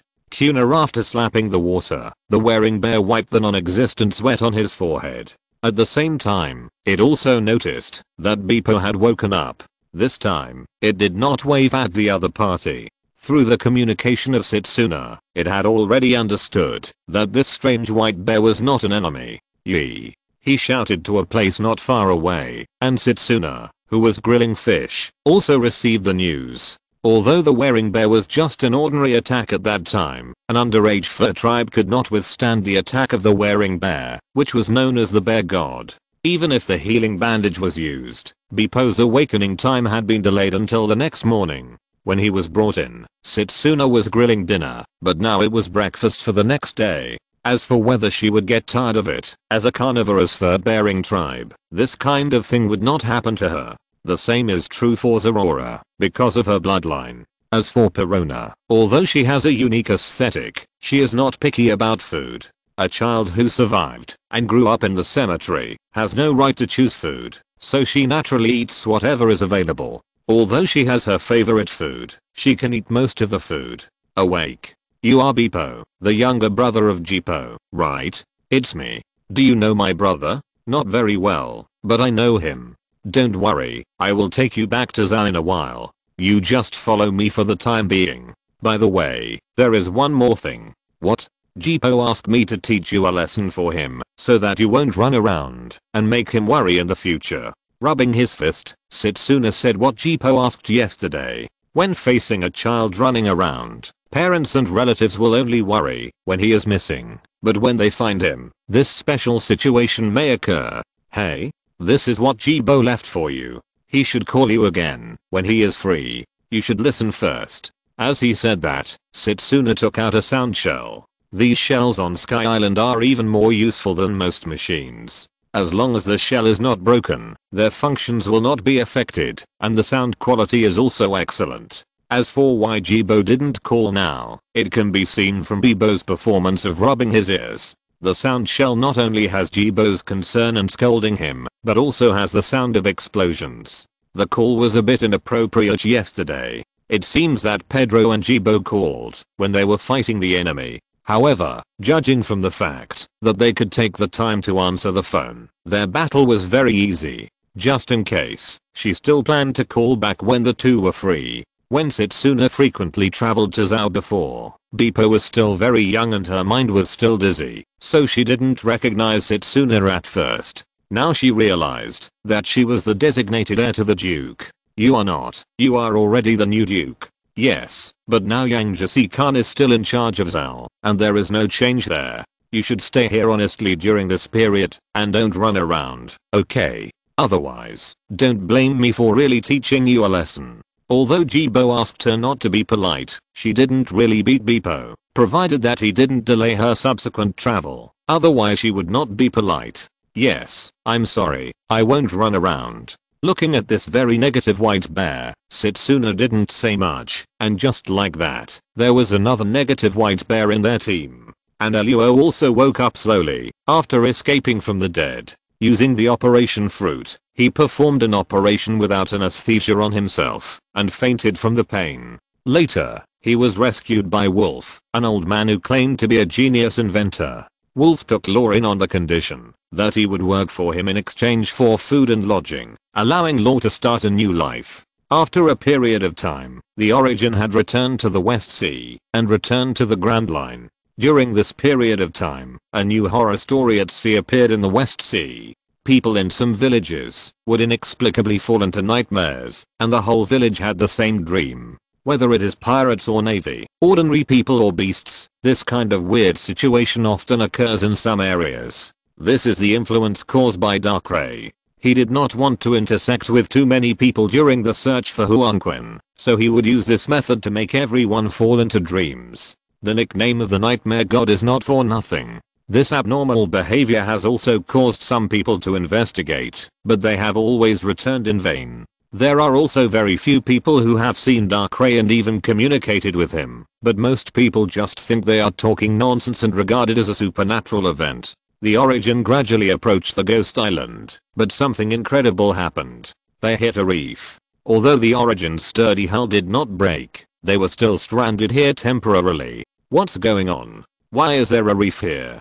The navigator looked at the route map innocently. He had walked this road hundreds of times. This was obviously a safe path, but for some reason, a giant coral reef appeared now. In fact, this matter is related to Arceus. Because of his transformation of the Gigantamax current, there is some special energy in the seawater, and this energy has caused some creatures to mutate. Ordinary fish are just a little bigger, which is not a big deal. But those corals were also affected, and began to grow rapidly at an unscientific speed. Chapter 516, Biological Control Project of Good and Bad Stars. Due to the difference in species, the coral polyps were more affected. Originally, these coral polyps lived in the coral reefs on the seabed. With the expansion of growth, these corals will reach the sea surface to form such a large area of reefs. This problem is not only in this place, but also occurs at many intersections of ocean currents. Through some violent means, they solved the corals under the Origin, but when they returned to Wano country, they found that the problem was not just that. Because the outside of the submerged port was also affected by the corals. This happened when Arceus went to the West Sea. At this time, the Squirtle Fire Brigade was outside, and working with the pirates, to deal with these crazy corals. As we all know, the work of the Fire Brigade is not only to put out fires, but also to rescue people, unlock and save people, catch snakes and bees, and these seemingly unrelated things will involve the Fire Brigade. Although the Squirtle Fire Brigade is different from human firefighters, they are still indispensable for some tasks. It is not difficult to deal with a hornet's nest. The water curtain formed by several Squirtle is far from being broken by ordinary hornets. These coral removal operations also require the assistance of Squirtle. The Great Ocean Current originates from Wano country. The current coral problem only occurs near here, and the submerged port is an important way to enter and exit Wano country. In addition, the total number of the beast pirates has already exceeded 10,000, and there are more than one ship stationed in Wano country. Not all ships are built according to flagships such as the Origin and the King of Beasts. The solid bottoms of these two ships built by the Treasure Triadem are just stranded. If they are replaced by ordinary pirate ships, they may become a shipwreck. In order to ensure the smooth passage, cleaning corals becomes very important. Now a group of pirates in diving suits are cleaning corals with the help of Squirtle. The turbulent current will weaken the power of the underwater water gun, and these corals can evolve in this environment and have a certain resistance to the scouring of the current. if it weren't for the great ocean current that caused these things to mutate. Under this current, the coral reefs could not be formed at all, so the removal requires human assistance, but if they rely solely on manpower, they cannot remain stable in the current. Even if they were wearing diving suits, they would be quickly washed away by the current. Jack, however, could take root on the seabed with his identity as a fisherman and the weight of the king bronze elephant. However, he was not efficient enough to handle it alone. Just after cleaning a few areas, the corals that were cleaned up first might reappear. The species of these corals are completely different from those in normal sea areas. In order to cope with the currents here, they have evolved special abilities. Ordinary coral polyps take a long time to slowly evolve into coral reefs, but these types of coral polyps only take a few days to form huge coral clusters through secretions, and it won't take long for them to harden and form coral reefs. So with the help of Squirtle, a coral cleaning team appeared in the nearby waters. However, from the fact that the origin ran aground nearby, it can be seen that their work efficiency is not high. Whether it is the nightmare legend of the West Sea or the corals spreading nearby, they are ultimately related to what Arceus created. However, when Arceus returned to Onigashima, he saw Shaina, who blamed herself. In her opinion, it was obviously her fault that Arceus' ship ran aground. It's okay, Shaina, it's not your fault. Professional things should be done by professionals. Cleaning corals is still a bit difficult for Squirtle. It's a waste of time to remove them by manpower, so it's time to start biological control, which refers to a control method that uses beneficial organisms or other organisms to inhibit or eliminate harmful organisms. Of course, this harmful organism is determined by human subjective will. These wildly growing corals have endangered the safety of nearby roots without natural enemies. For all beasts, they have become pests. And what all beasts need to eliminate is not only those coral polyps, but more importantly, those coral reefs, which are essentially not much different from stones. But among the diversity of Pokémon, there are Pokémon that feed on corals. Non-star Pokémon, good and bad star. There is also a food chain in the Pokémon world. The created sweet bamboo is the favorite food of bad Pokémon, and good and bad star is the natural enemy of sun coral. The corals growing on their heads are the favorite food of good and bad star, with the exception of the Galar region. The sun coral there has evolved different properties due to regional reasons, and even the good and bad star there no longer likes to eat them. The good and bad stars look like strange creatures with long hair that drags on the ground, but those are not hair, but the tentacles of the good and bad stars, which are full of poisonous stingers for hunting. Each good and bad star has 10 tentacles with poisonous stings, and the front one is very short. It will reveal its face hidden under the tentacles, through which you can see its mouth with 3 fangs. Although the corals of the sun coral are their favorite food, they also like to eat ordinary corals, not to mention these corals that have changed due to the huge ocean currents. Arceus believes that the good and bad stars will definitely like these corals. A group of good and bad stars just stood on the ground, looking even a little scary, but they are social creatures and get along well with each other. In the Pokémon world, the coral branches of the sun coral are the best raw materials for handicrafts. Coral craftsmen hate creatures like good and bad stars, but here where corals are rampant, they will only be welcomed. From now on, the nearby coral area will probably be the dining hall for the good and bad stars. According to the estimated food intake, the number of these good and bad stars can roughly form a dynamic balance with those corals. As the scale of those corals spreads, the good and bad stars will also increase their number through reproduction, which can be regarded as adding another link in the food chain. The good and bad stars also have a strong self-protection ability. If it is not the head, it can regenerate, even if it is cut into pieces. As long as the head of the main body is still there under the protection of the tentacles, no matter how serious the body injury is, it can be restored to its original state after just one night of sleep. Moreover, they are water plus poison Pokémon. Whether it is the sting on the top of the head or the tentacles, it can cause great pain to the enemy. If you are stung by its stinger, you will first feel numb, and then it will be extremely itchy, making people want to scratch their skin. Not everyone can be poisoned every day like Kajiro with the Rocket Team without any serious problems. For example, now, the victim Quinn has appeared. Chapter 517. Buying on behalf of the beasts. As an all-purpose toolman, he often receives some strange tasks. For example, when Arceus is away, in order to deal with the growing corals, he needs to make some underwater demolition equipment, otherwise only Cardas can be dispatched to deal with the situation here. Even if ordinary pirates can stand steadily in the seawater with the help of Squirtle, the resistance brought by the seawater also makes it impossible for them to swing the hammer with all their strength, and the progress is very slow. It is not difficult to make a machine that can demolish corals underwater. It is nothing more than considering waterproofness to avoid leakage and electrocuting yourself. The hardness of those coral reefs is not higher than that of metal. However, the first generation of products he made did not receive a good response, so he began to improve the second generation of products. Naturally, the products should be used after they are made. He only manages some external business issues and internal scientific research issues. The overall defense of Onigashima is Shaina's job scope. Although cleaning corals cannot be considered defense, the people who deal with them are all arranged by Shaina.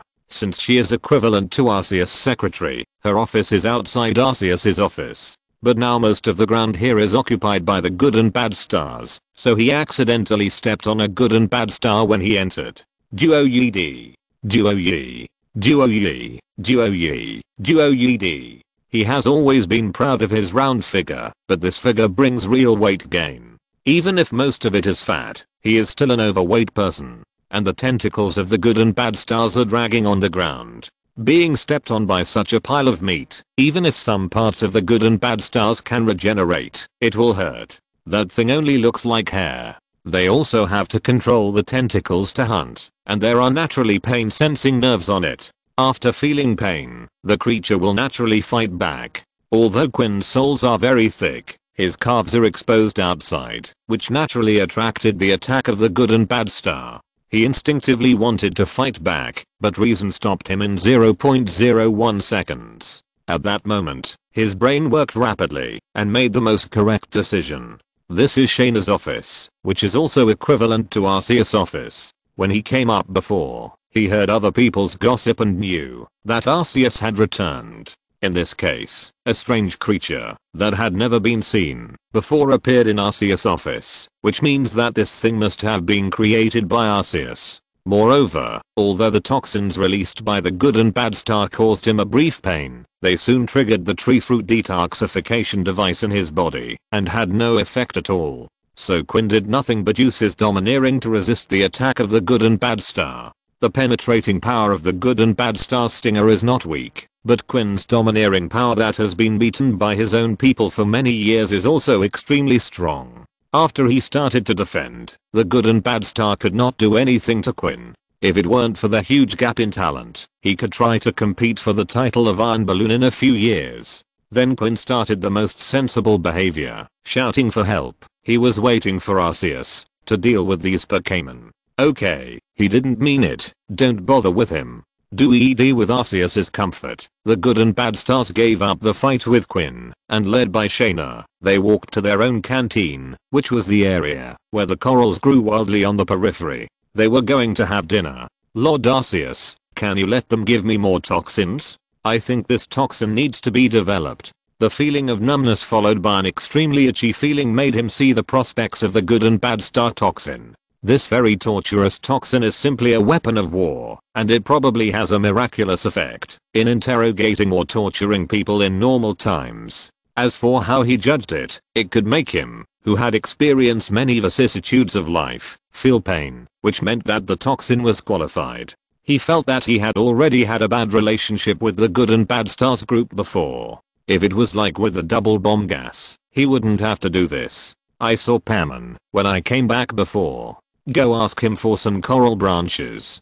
Take those things to find the good and bad stars, and they will cooperate with you. The coral behind the sun coral will also fall off. As the ability user of the sun coral, Paimon inherited this feature. At the same time, this is also the favorite food of the good and bad stars. With some exceptions, Pokémon may have a violent personality and like to play pranks, but most of them are simple in nature. Holding the other party's favorite food is likely to resolve the conflict between the two sides. Logically, Paimon should not be here. He should be with Mandafesh. This time it is only time to escort the supplies, so Pearman will return to Onigashima, and he also has a shopping list. After all, this is a world dominated by the world government. Some things pirates cannot get through formal channels, and the prices on the black market are extremely high, but the 100 beasts have them. Another meaning of the 100 beasts fruit is that it is the purchasing center of the 100 beasts pirates.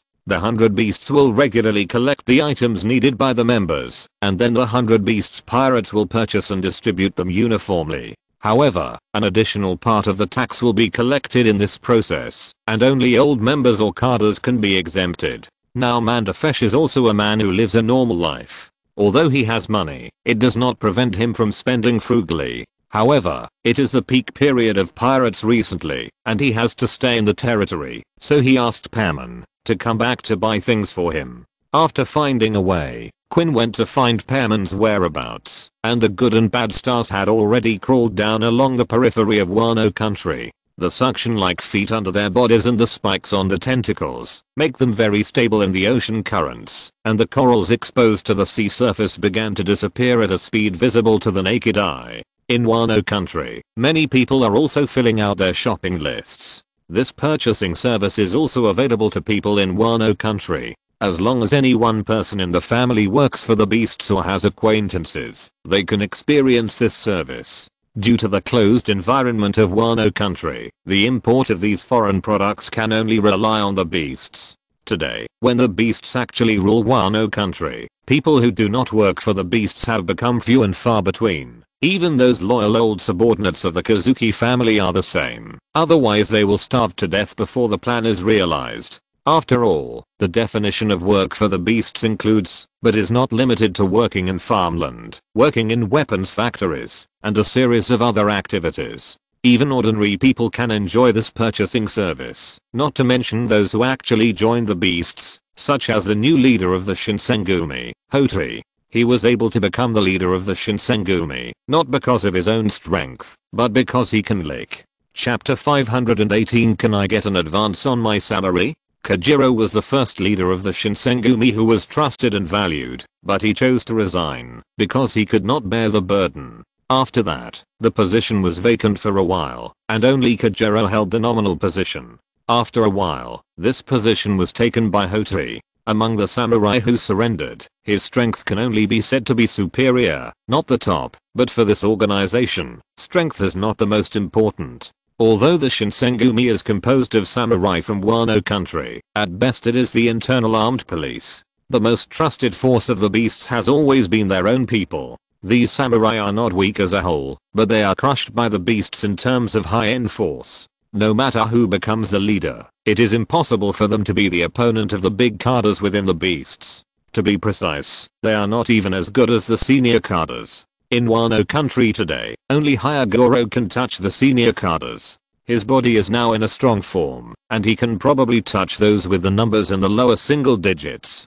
Because the strength is no match anyway, the proportion of strength in the selection of the leader of the Shinsengumi began to decline, and the beasts needed a more loyal person. In this environment, several competitors also appeared. They chose to surrender naturally for higher status and welfare benefits. Wano country has been closed to the outside world for too long, which has led to many things in the country being outdated. Under the import of foreign goods, many people have fallen. Anyway, they have already surrendered, so why not let themselves climb higher? Among these people, Hotori finally won, mainly because he licked others very comfortably. Compared with a stubborn person, it is much more comfortable to put a person who can flatter the boss and thoroughly execute the orders in this position. So with Quinn's suggestion and Jin's approval, Hotori successfully became the new leader of the Shinsengumi. Although Jin looks scary and his mood cannot be seen under the mask, Hotori still discovered his preferences. Even Jin thinks that this is a person who speaks very well. Even Jin is like this, let alone Quinn. With the approval of two big bosses, he naturally got this position. As a model of a doglicker's counterattack, he has fully utilized his dog-licking talent.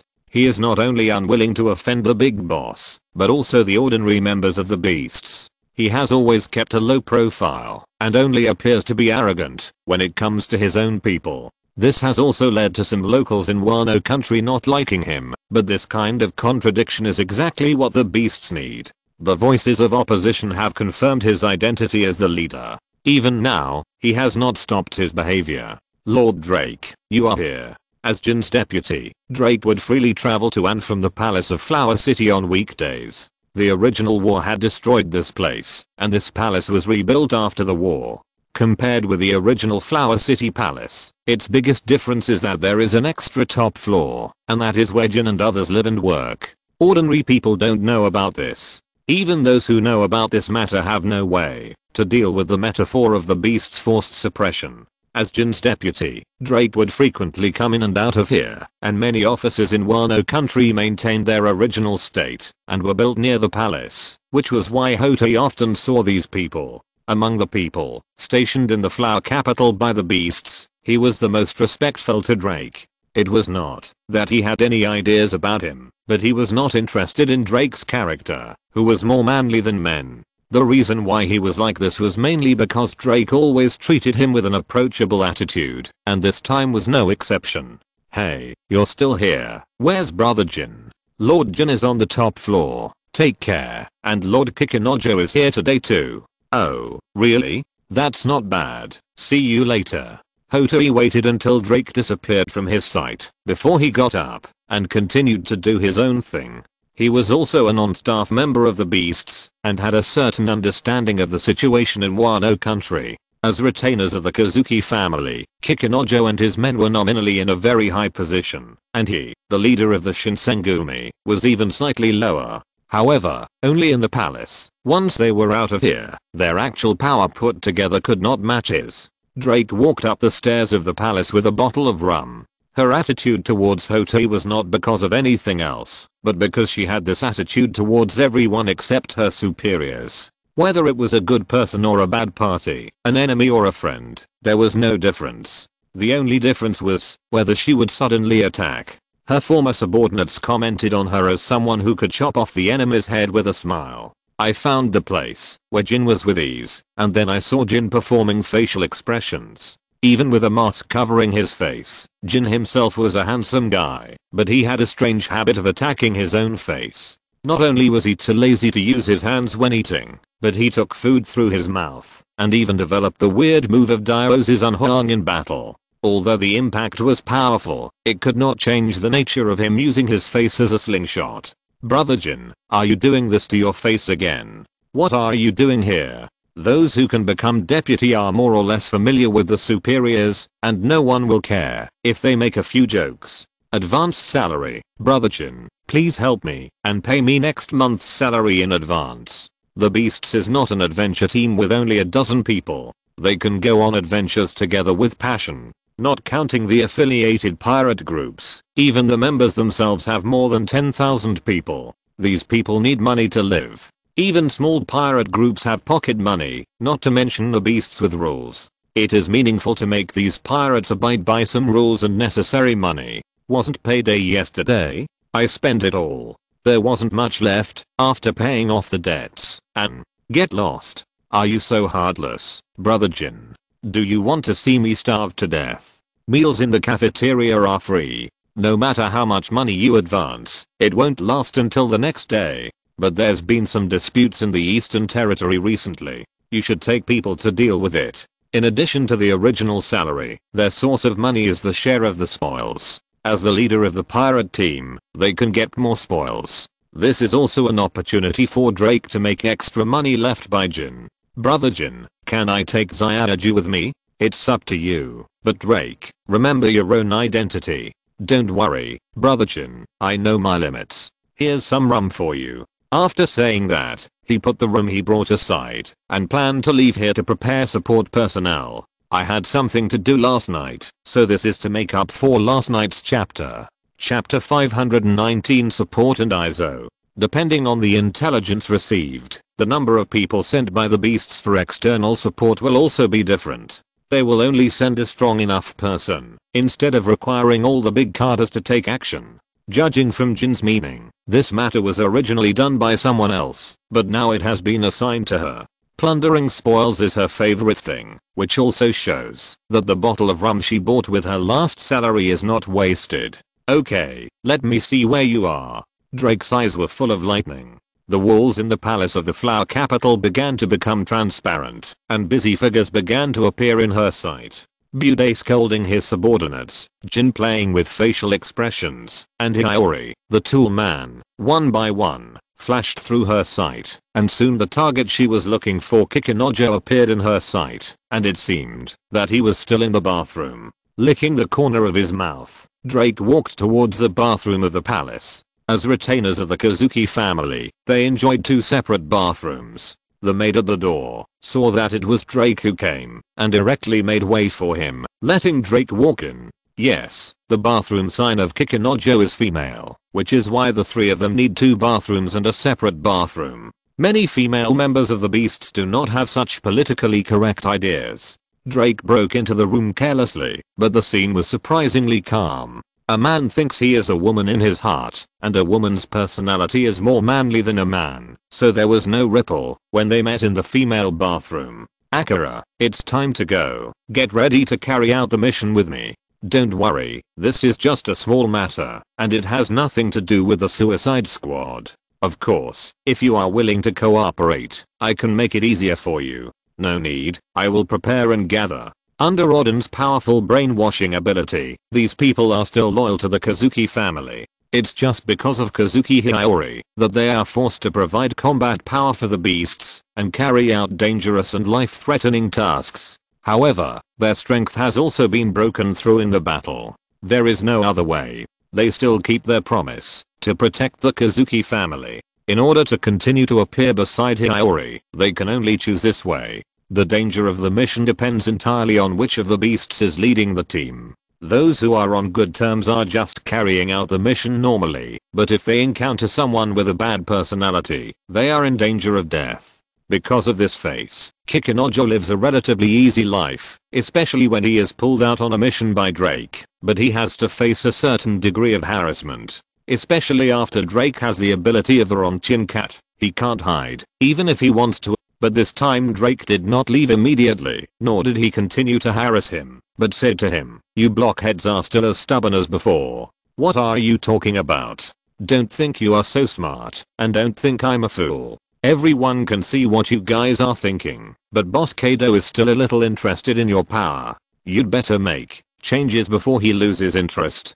Kazuki can only be history forever. Whether it is Lord Kaido or Lord Arceus, they are not something you can deal with. As time goes by, they will only become more terrifying. Time is fair. Everyone is growing up. As Kaido has a terrifying talent like a monster, what has happened in his body over the years is the real qualitative change. Although I joined the Beasts after that war, I also heard from Brother Jin about what happened back then 20 years ago. You were no match for me 20 years later. You will only lose more miserably. That's all I have to say. You'd better think about it." Drake left here directly. She still had to summon her subordinates to support the outer islands. If Kikunojo was stubborn, she would have no choice but to regret her face. Drake's words made Kikunojo hesitate. They also saw the changes in Wano country. It has been almost 8 years since the war that year, and many people in Wano country have forgotten Kazuki. It's really 20 years later. This is something they have been avoiding. Thinking of the terrible scene for them, Kikunojo didn't dare to think about it anymore, but stood up and prepared to be forced to participate in the other side's battle. On the other side, Drake also came to the dock, where the warships belonging to the Beasts were docked. As the deputy of the big boss, she also had her own exclusive ship. Long time no see, old friend. The scale of this ship is also slightly larger among pirate ships, but compared with the Origin and the King of Beasts next to it, this ship is much smaller. This is her original pirate ship. After joining the Beasts, this ship has also undergone a series of modifications to become what it is today. Captain, we are here. Led by her former old subordinates, our 300-man support team is ready to go. This number may not seem large, but it is enough in this world. The invasion they face is at most an alliance formed by several pirate groups, plus the local garrison. These people are enough. Moreover, the Navy's large warships are fully loaded with only about 800 to 1000 people, which is already a lot among the pirate group. From the current known situation, the total number of the whitebird pirates in their heyday, plus all the affiliated pirate groups, only reached 50,000. However, among the supporters, Drake met an unexpected person. Emmeline? Why are you here too? This support was originally mine. Did you do it on purpose? You just paid me back, and you're here to intercept me? Well, I just told Brother Jin that. I didn't expect it was your job. Don't worry, I'll give you half of my share of the spoils. If you can keep the money for 3 days, I'll lose. I'm not here to argue with you about this. Take this girl to see some blood. Emmeline pushed Isuka out. The mission change was due to some agreement reached between Jin and Shaina, but the original plan was to let Emmeline take Isuka to practice. After being familiar with the ability for so long, she already needs some actual combat. Got it, leave it to me. I'll bring this girl back to you intact. After waiting for a while, Kikunojo came here with a ghost mask. Because his appearance and personality could not produce any deterrent effect at all, in order to solve this problem, he would wear a demon mask in battle. With the arrival of Kikunosuke, Drake's golden deer also sailed out of Onigashima, but at the same time, another group of people were also supporting this battlefield. The pirates leading the team were wearing clothes similar to the style of Wano country. His name was Izo, Kikunosuke's biological brother. If you're listening to this novel on a channel other than Fanfic World, it means they downloaded and uploaded it without effort. We cordially invite you to visit our channel, Mundo Fanfic Novelos. There you'll find the original version of this story and you can explore many other novels of various genres. We're waiting for you to immerse yourself in a world of incredible novels. Chapter 520, Beasts and Whitebird. This is a turbulent world, and the sea is not stable. If you want to choose the most stable area, most of the official forces such as the Red Earth continent and the allied countries can be selected. But in the new world, the safest place is definitely the hinterland of the Sea Emperors. Under the protection of heavy troops, the core of their territory is the safest place. And all this is their reputation, that they have fought for with real swords and guns. Even the two pirate groups that have cooperated with the Beast Pirates and the Big Mom Pirates will have some conflicts, such as about the ownership of some islands. It's just that, because of the cooperation between the two sides, the scale of these conflicts is very small. Generally, the subordinates fight, and whoever wins will be the winner. No higher level cadres will be sent to expand the war. Moreover, there are still many unowned lands in the new world, and there are also many territories occupied by scattered pirate alliances. These areas are the main expansion places for the Sea Emperors. They don't plunder and withdraw, but want to completely incorporate an island into their territory, arrange garrisons, and develop the island economy, all of which require manpower and material resources. So although the Sea Emperors are expanding, the expansion speed is not very fast, and the biggest contradiction is also in the process of this expansion.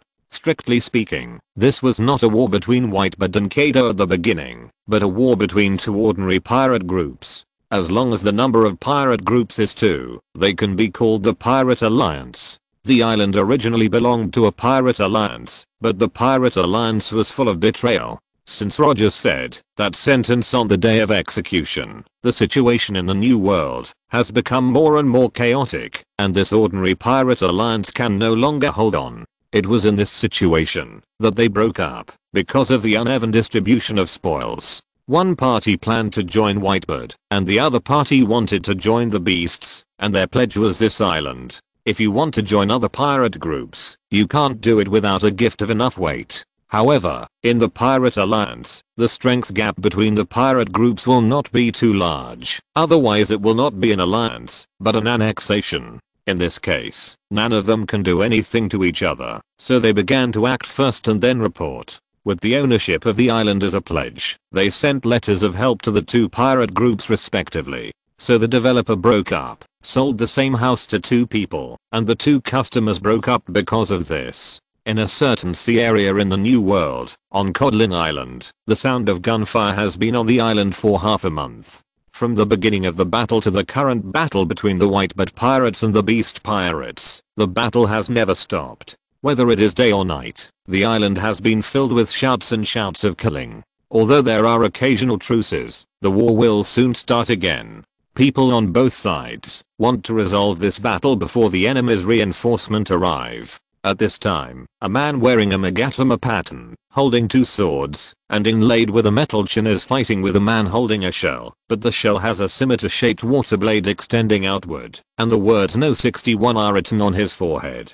Basil, the captain of the Whitebird Pirates, versus No 61 of the Beast Pirates. The shell blade is given to Conby, and judging from the battle situation, the advantage is Whitebird's people, and Basil has the advantage at this time. Since Roger's death, the title of the strongest man in the world has gradually appeared on Whitebird. The tremor fruit allows him to cause earthquakes and tsunamis with a wave of his hand, and he is also a monster like a natural disaster in the New World. Whitebird's flag also protects a large number of islands in the New World. Many captains and captains of affiliated pirate groups are also well-known people in the New World. Basil is more physically stronger than Conby. After many days of protracted battles, Conby has already lost some stamina, but their battle situation is still indecisive for a while. This island will be Daddy's territory. You little brats should just go back to your own territory. That old thing is nothing. Lord Kaido is the one who is going to become the Pirate King.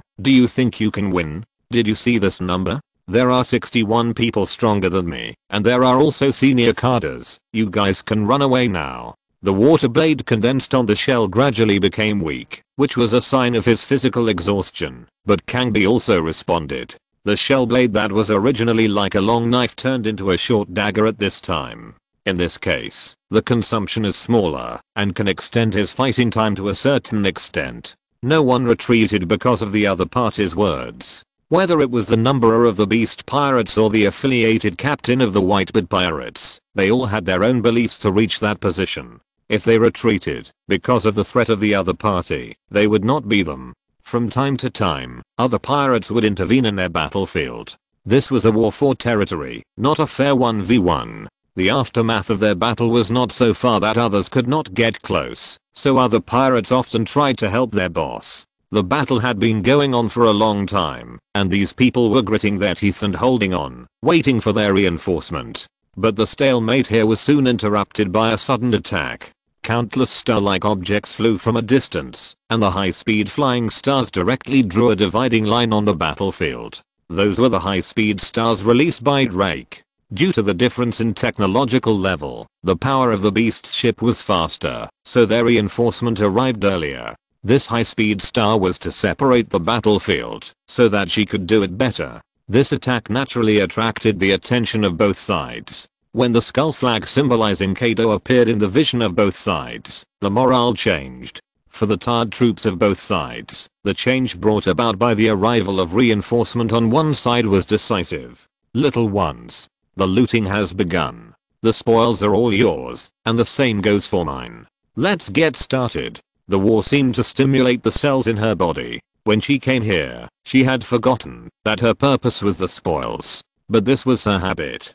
Plundering wealth was for squandering, and distributing those treasures to her younger brothers was also her way of spending. She enjoyed the feeling of spending money, which was why she couldn't save any money. Isuka, follow me. Let me see how good you are in combat. These pirates were all tired soldiers. Even if Isuka was still young, he was good enough in this environment. Yes. The bodies of the two began to change. Red armor and black and blue fur appeared on them. Then two shadows rushed into the battlefield faster. Chapter 521, Strange Battle Situation. To Captains. Sizzle, the fist flashing with lightning gradually enlarged in Baizel's vision. Drake's fist wrapped in lightning hit Baizel's iron chin directly. Soldier against soldier. King against king. This has always been the tradition of the pirate world. In the case of high-end combat power not overflowing or collapsing, the strongest person in the family usually deals with the strongest of the enemy. The number on Kangba's head is very eye-catching, so Drake can easily lock the target. This is a Thunderfist, but it is not a Thunderfist. There is no Thunderfist in the skill list of Ronchin Cat, but those who can get a single-digit number, even if those with greater potential have not grown up yet. She herself has her own fighting talent. Manipulating electric current is the most basic ability of Ronchin Cat. Attaching lightning to the fist to increase power is the most basic usage, but it is not as explosive as the thunder fist brought by the skill. Basil, who had been fighting with Conby for a long time, was no match for the energetic Drake. He was slightly stronger than Conby number 61, but he was naturally no match for Drake number 1, and was knocked out with just one punch. When he got up from the beach again, his eyes were on Drake's neck. The pink No 5 was very conspicuous even against the blue fur. Whitebeard's affiliated captains were not newcomers who knew nothing about paradise. Their biggest enemies in the new world were the Beasts pirates and the Big Mom pirates. They had a certain understanding of the way the beasts divided their strength by numbers. Although this method would expose their own strength to a certain extent, it could also bring a sense of oppression to the enemy. Conby number 61 could fight a protracted battle with him. Facing this No 5 capable person, he knew very well that he would not be the opponent. Damn it. Why haven't my father's reinforcement arrived yet? Just as Drake was about to finish off the enemy, two special gunshots were heard from a distance. The sense of crisis in her heart made her choose to retreat. Just as she moved her feet, 2 bullet holes appeared at her feet. Then a strong man with a long knife and an inverted Y-shaped double chin appeared here.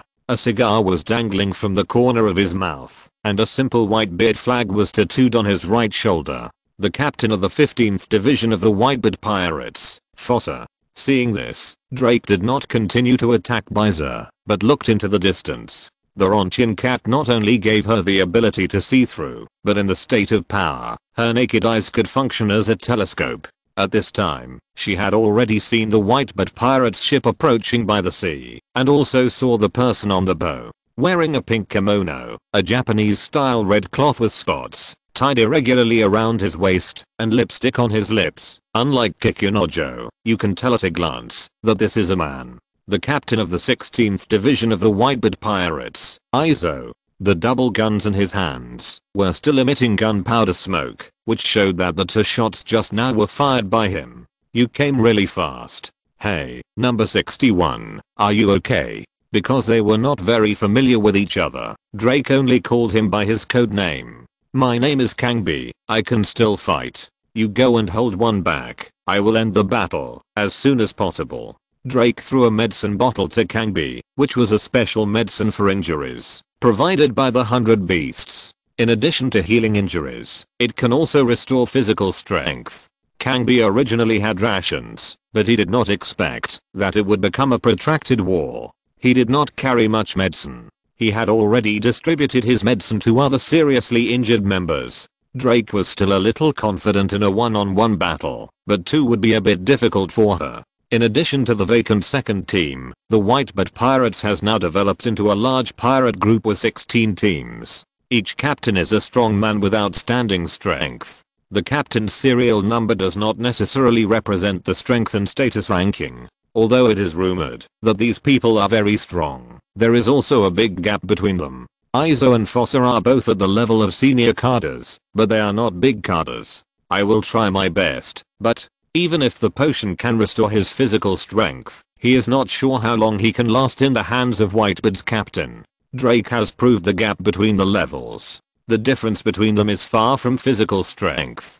Don't worry, I will come to help you soon. It's not a big problem, but what is on this island? The Whitebeard Pirates sent 2 captains, which was something they didn't expect. According to Drake's estimation, even if Whitebeard sent a captain, it would be enough. His territory is so large, and he shouldn't have so many people. The fact that the Whitebeard Pirates sent 2 captains means that there is something they need here. I don't know either. What about the previous group of pirates? Well, not long after we came here, both of them died in the gunfight. A result that Drake didn't expect appeared again, and now she didn't have time to think about the problem. The most important thing is to deal with the battle in front of her. Isuka. Plan number 2, be careful. The original plan was to take her to Sea Blood, but in order to prevent accidents, she also had backup plans, including plan number 3, which was to retreat immediately if she was no match for the opponent, and plan number 2, which was to cancel her action and supervise Kakunasuke. Kakunasuke's strength was much stronger than those ordinary pirates. Usually Drake could let him slack off, but it was impossible to waste her force at this time. As Drake spoke, the surface of his body began to be filled with electricity. This was a charging move that could increase the power of his next electrical attack. The current attached to the surface of his body could also allow him to resist special attacks. Kumbi, this is up to you. Yes. Kumbi, who had recovered his strength with the potion, used the shell blade again, and Fossa took a deep puff of his cigar. As the red cigarette bud touched the blade, his long sword was immediately wrapped in a layer of flames. The water blade collided with the fire blade, and Drake rushed towards the coast. Compared to these exhausted affiliated pirate groups, it is obvious that the equally energetic members of Whitebeard's main team are the real trouble. Moreover, once Izo, who is armed with 2 guns, intervenes in the battlefield, it will be an even bigger trouble. Firearms can be more effective when dealing with enemies who are not as strong as themselves. It is said that they use guns, but those ordinary firearms have their limits. Those famous gunners in the New World are not competing in gun skills at all. Those in the New World are the basics of the basics. They are competing in the ability of observation haki and armament haki. Observation haki captures the opponent, and armament haki increases the power. Without these two, their guns are just fire sticks in the eyes of opponents of the same level. Previously, because he noticed that something was wrong on the island, Fossa broke into the island first, and Izo led the team to land. However, Izo did not know how much of a blow this battle would bring to him. Chapter 522, Helpless Brothers Killing Each Other. Looking at Izo jumping off the ship with 2 guns in hand, Drake even felt a little nostalgic, because a long time ago, she also used 2 guns, but after joining the beasts, she gradually changed her fighting style. Fists became her more reliable weapon, but now she still has 2 pistols on her waist, but the style is much more sci-fi, which is a new weapon researched in combination with her own abilities. It is the same principle as the energy cannon in Quinn's body. They are all new weapons driven by the power of Pokemon, but Drake uses them less frequently. As soon as Izo landed, she saw a big cat rushing towards her with lightning. It was Drake in beast form. In terms of speed burst, the pure beast form is faster than the human beast form. Drake's sprinting speed was so fast that Izo couldn't lock on her for a while. Bang, bang. The 2 gunshots only left 2 more bullet holes on the beach. The flexibility of the Ronchin cat has allowed Drake to come above Izo, and the sharp teeth in her mouth burst into lightning and bit at the other party. Although the behavior looks very barbaric, sharp teeth have always been one of the fighting methods of the animal system, and most of the people with sharp teeth retain this fighting method. However, Drake's Thunder Fang failed to bite the opponent, and Izo dodged it with an extremely agile body movement. After failing to hit, Drake also returned to the human beast form, with a cold light flashing on the claw blade, and fought with Izo in close combat. The rapid close attack made it almost impossible for him to find a chance to shoot. Although Izo was born in Wano country, he was different from those samurai, who were good at swords. He was not confident in his swordsmanship. He believed that samurai did not have to stick to swords. Samurai was a way of life, and using guns was also a performance of samurai. However, Izo always had a feeling that his battle was predicted by the opponent. This prediction was not the prediction of the observation color, but the opponent clearly knew what he wanted to do next. In fact, this is exactly the case.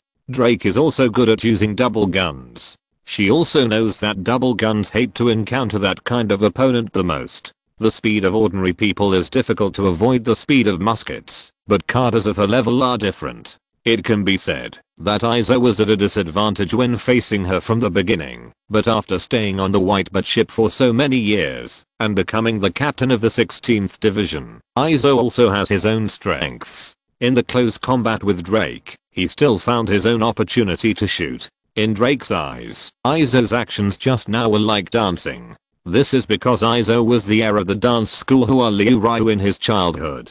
After his father became a criminal, his family was also separated, and he and Kikunojo began to live on the streets. Because he danced since he was a child, this dance technique was also integrated into his combat system. Danzan when Izo's muzzle spewed bullets. This is a special shooting method that injects domineering into the bullet, so that each bullet can be surrounded by a circular slash, achieving the effect of shooting and slashing at the same time.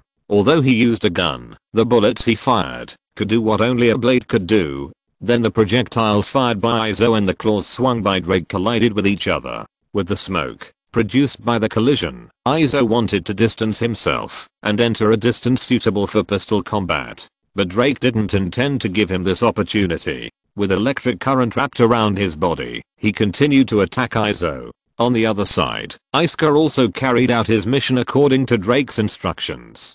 Go help Sister Drake to deal with the enemy, otherwise you know what the result will be. Isuka, wrapped in insect armor, said to Kikunojo beside him in a calm tone.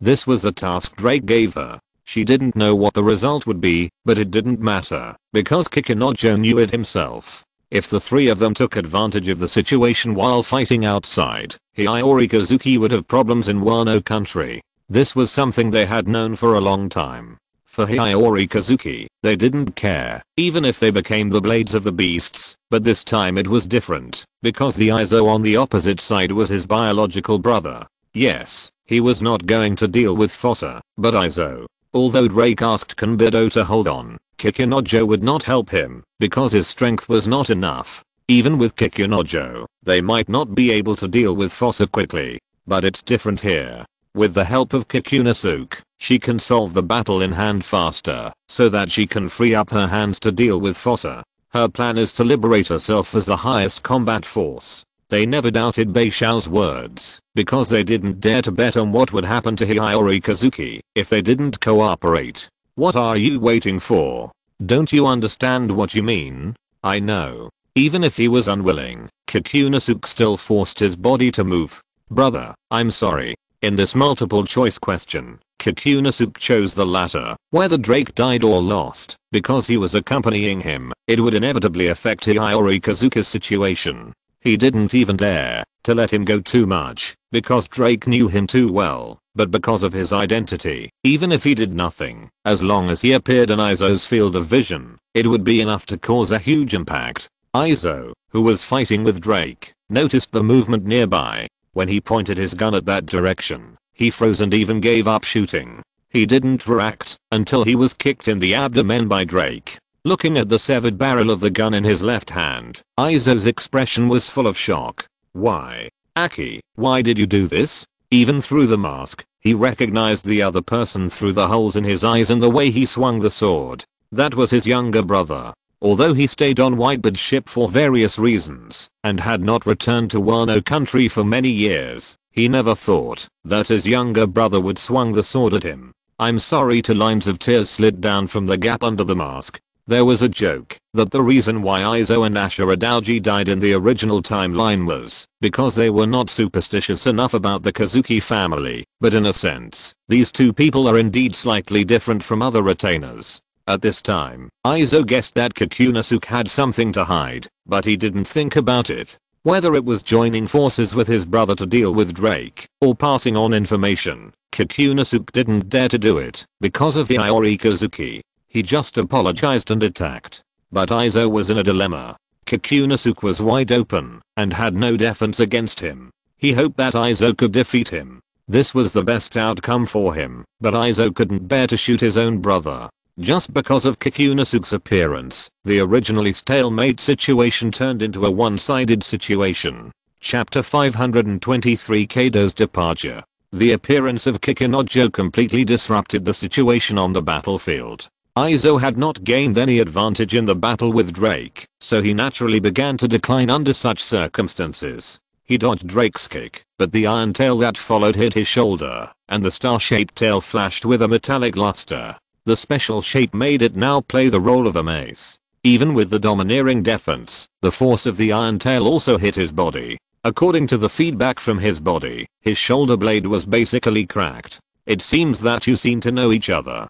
This is interesting. According to her understanding of Kikunojo, Kikunojo has never left Wano country, and Izo is wearing clothes similar to Wano country. Since Kikunojo has never left Wano country, the result is obvious. Izo was born in Wano country. Combined with Kazuki Oden's original itinerary, this person must have a certain connection with the Kazuki family. However, this did not make Drake soft-hearted. Her electric claws filled with lightning grabbed at the opponent, but a flaming longsword stopped her attack. Fossa, who was originally fighting with Conby, appeared here, facing the captain of Whitebird. Although Conby could delay him, there was nothing Fossa could do if he wanted to leave. Fossa just now also noticed the abnormality here, so he hurriedly forced Conby to retreat and came to support. Izo, what's wrong with you? Because Conby's strength was not enough to pose a threat to him, Fossa had observed Izo's battle in the previous battle. At first, it was normal, but with the appearance of the masked man, everything about Izo became abnormal.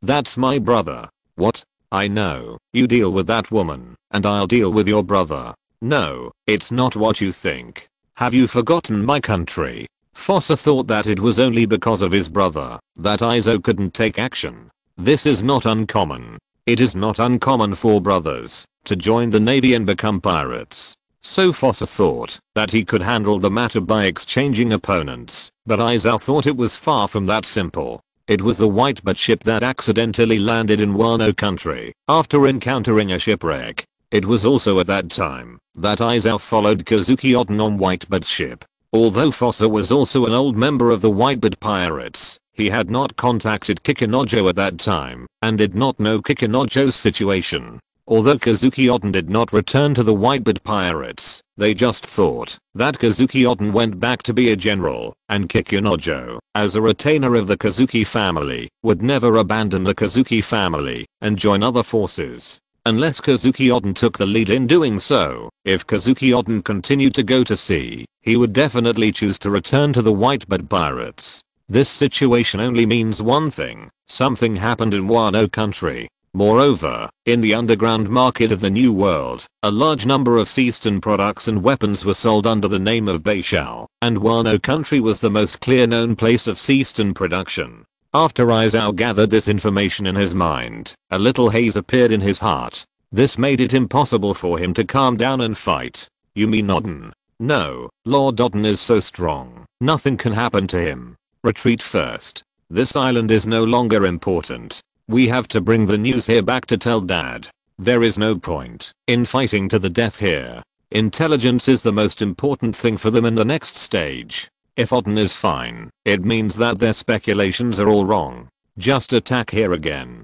But if Oden is really in trouble, referring to the strength of Kazuki Oden, this is no longer something they can handle. In this regard, Izo and Fossa reached a consensus. Following their orders, the members of the Whitebird pirates who had just arrived here also began to retreat. Drake is not a god of grace who is good at keeping people, and she can't crush the two captains. She can't do anything when they choose to retreat. Although she tried to chase, she chose to give up when she was getting closer to the Whitebird territory. Sister Drake, we retreat, give up this island temporarily, and retreat to our territory. This is a bit unexpected. She roughly guessed why Izo chose to retreat. The level of Whitebird involved was not something she could handle. This kind of thing could only be handled by the tall man. When the ship returned, Drake also called Jin.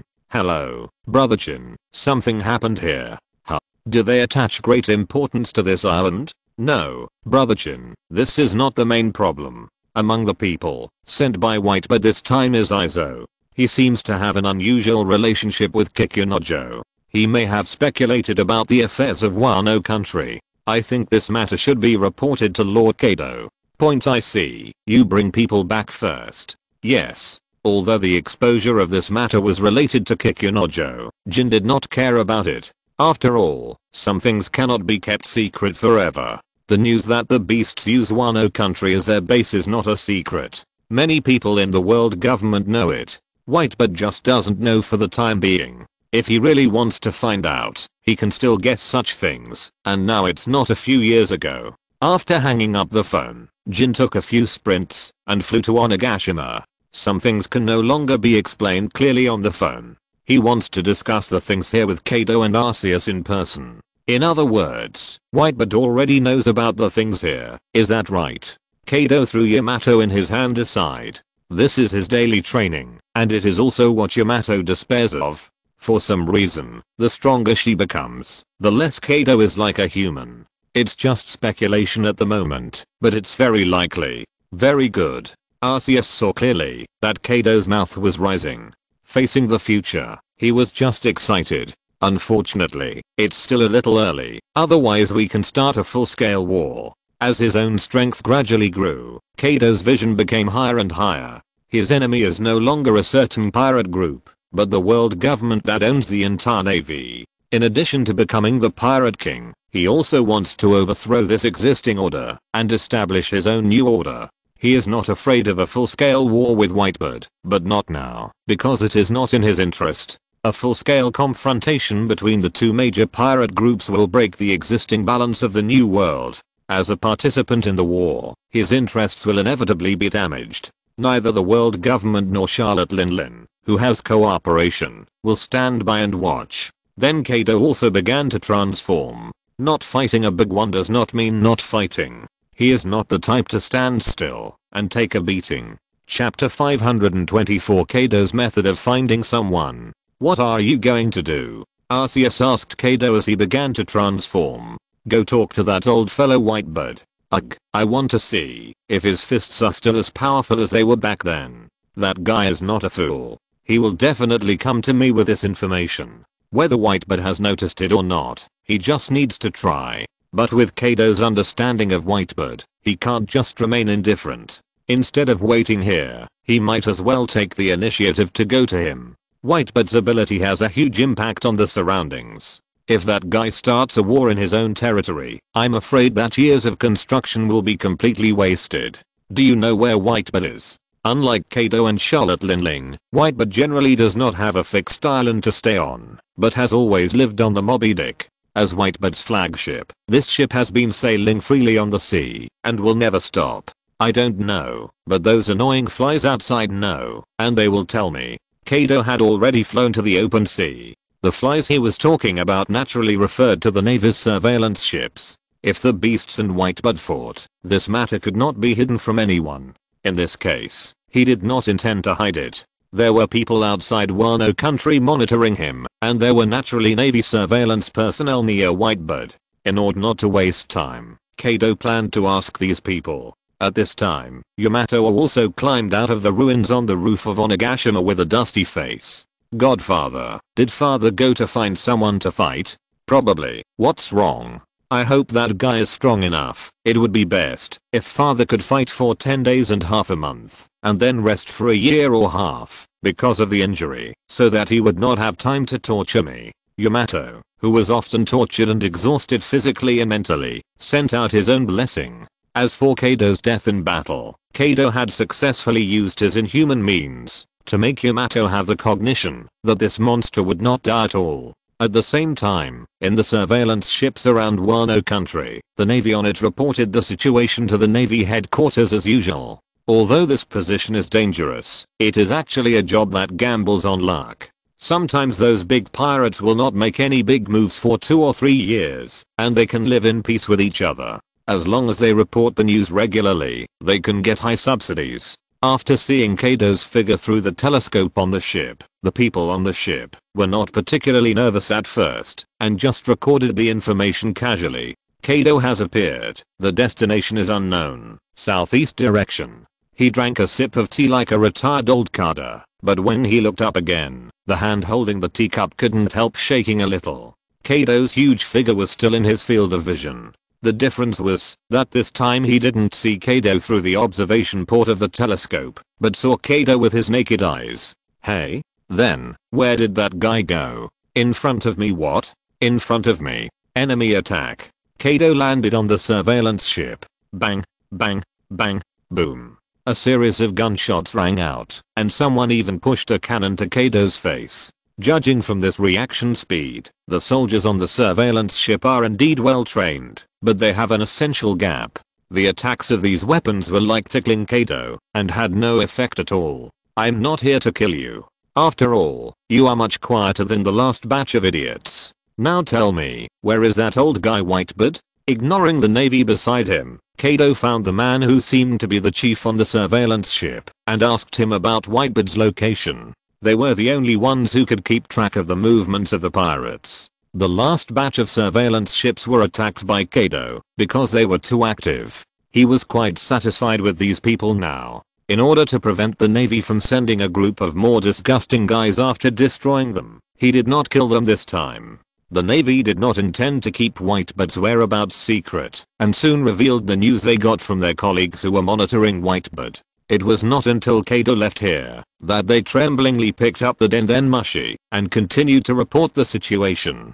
Big event. Kaido left Wano country to look for Whitebird. His motives are unknown. The Navy headquarters, which received the news, became busy, including the world government CP0.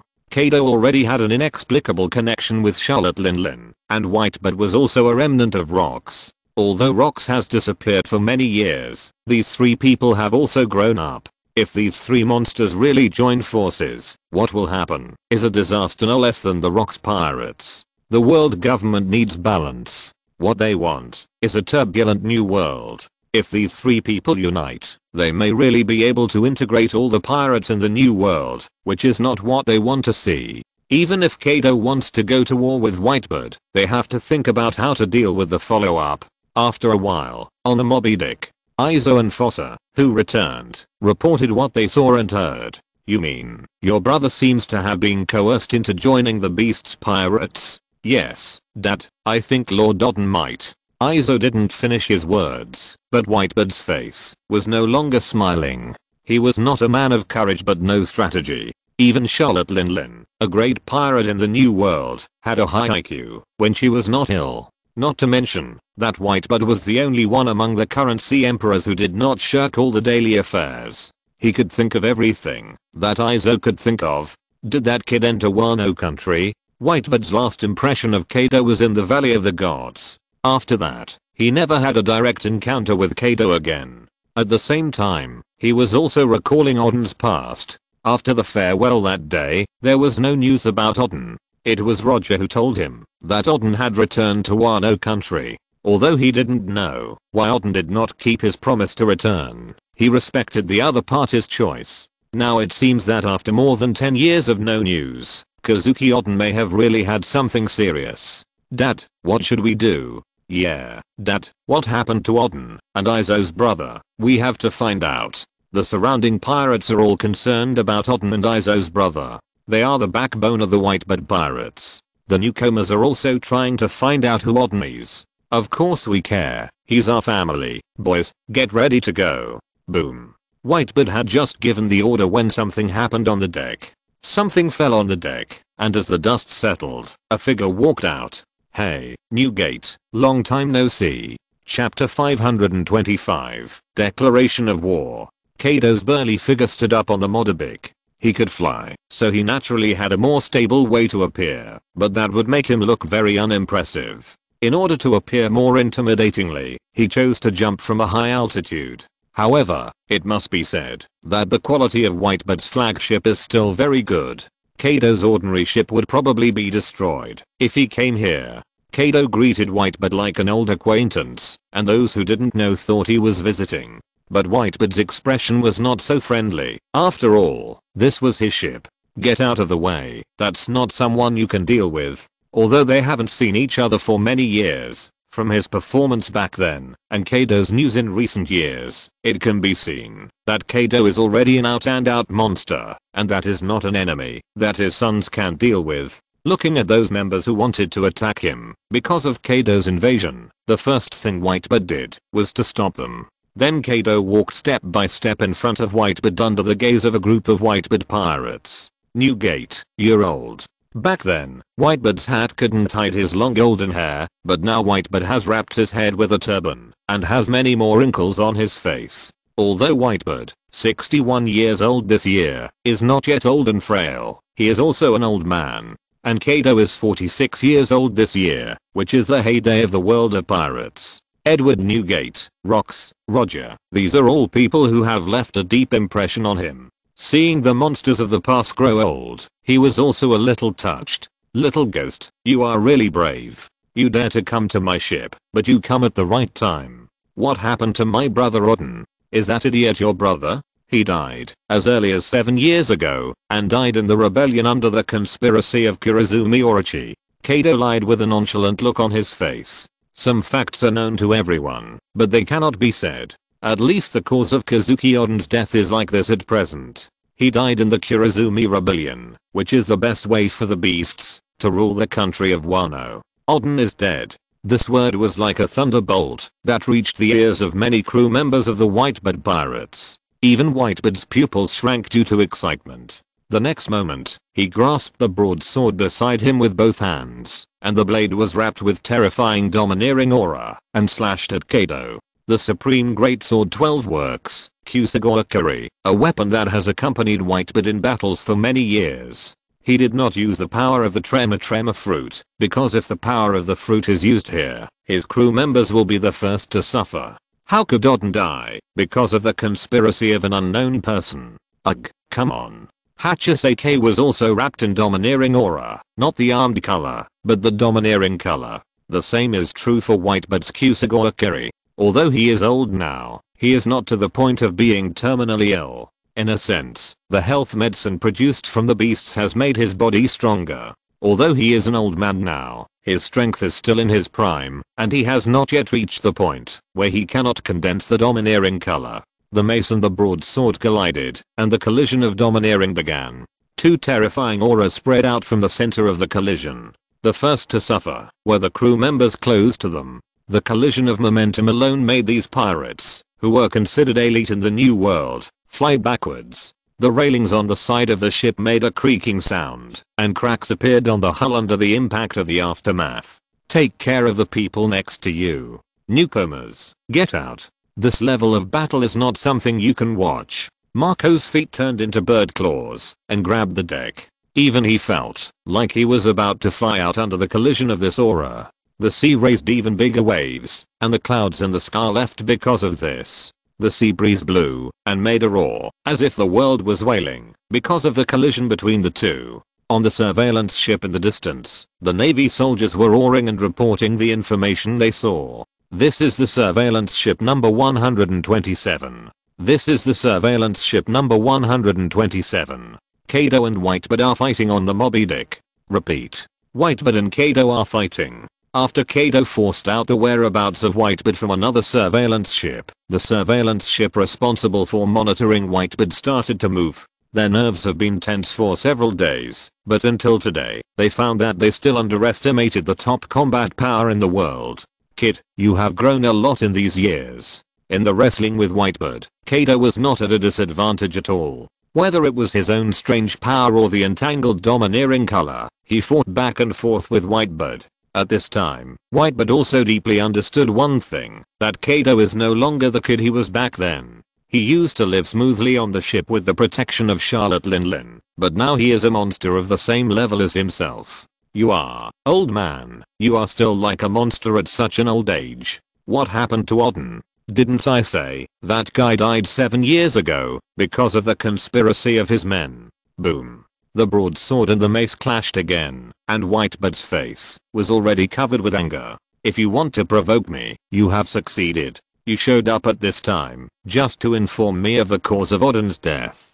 Kaido also showed up after Izo discovered the problem. There was no need to think about it. It doesn't matter whether you believe it or not. This is the fact of Wano country now. That guy's daughter is now the general of Wano country, and I'm the protector of Wano country. It is my territory now. I'm not here to chat with you, but to challenge you. Of course, I'm not afraid if you want to fight me now, as long as you can afford the loss. During the wrestling process, Kaido realized his transformation. It is not so easy to get out of the battle without entering the human beast form, and Whitebird did not pursue him. As Kaido said, he could not bear the loss. Now fighting with Kaido with all his strength, regardless of the victory or defeat, his sons will suffer heavy casualties. A challenge? We'll have a showdown on this island in 7 days. If you don't believe the cause of Odin's death, then defeat me there first. He dropped the eternal pointer of an island, then grabbed the flame cloud and flew away.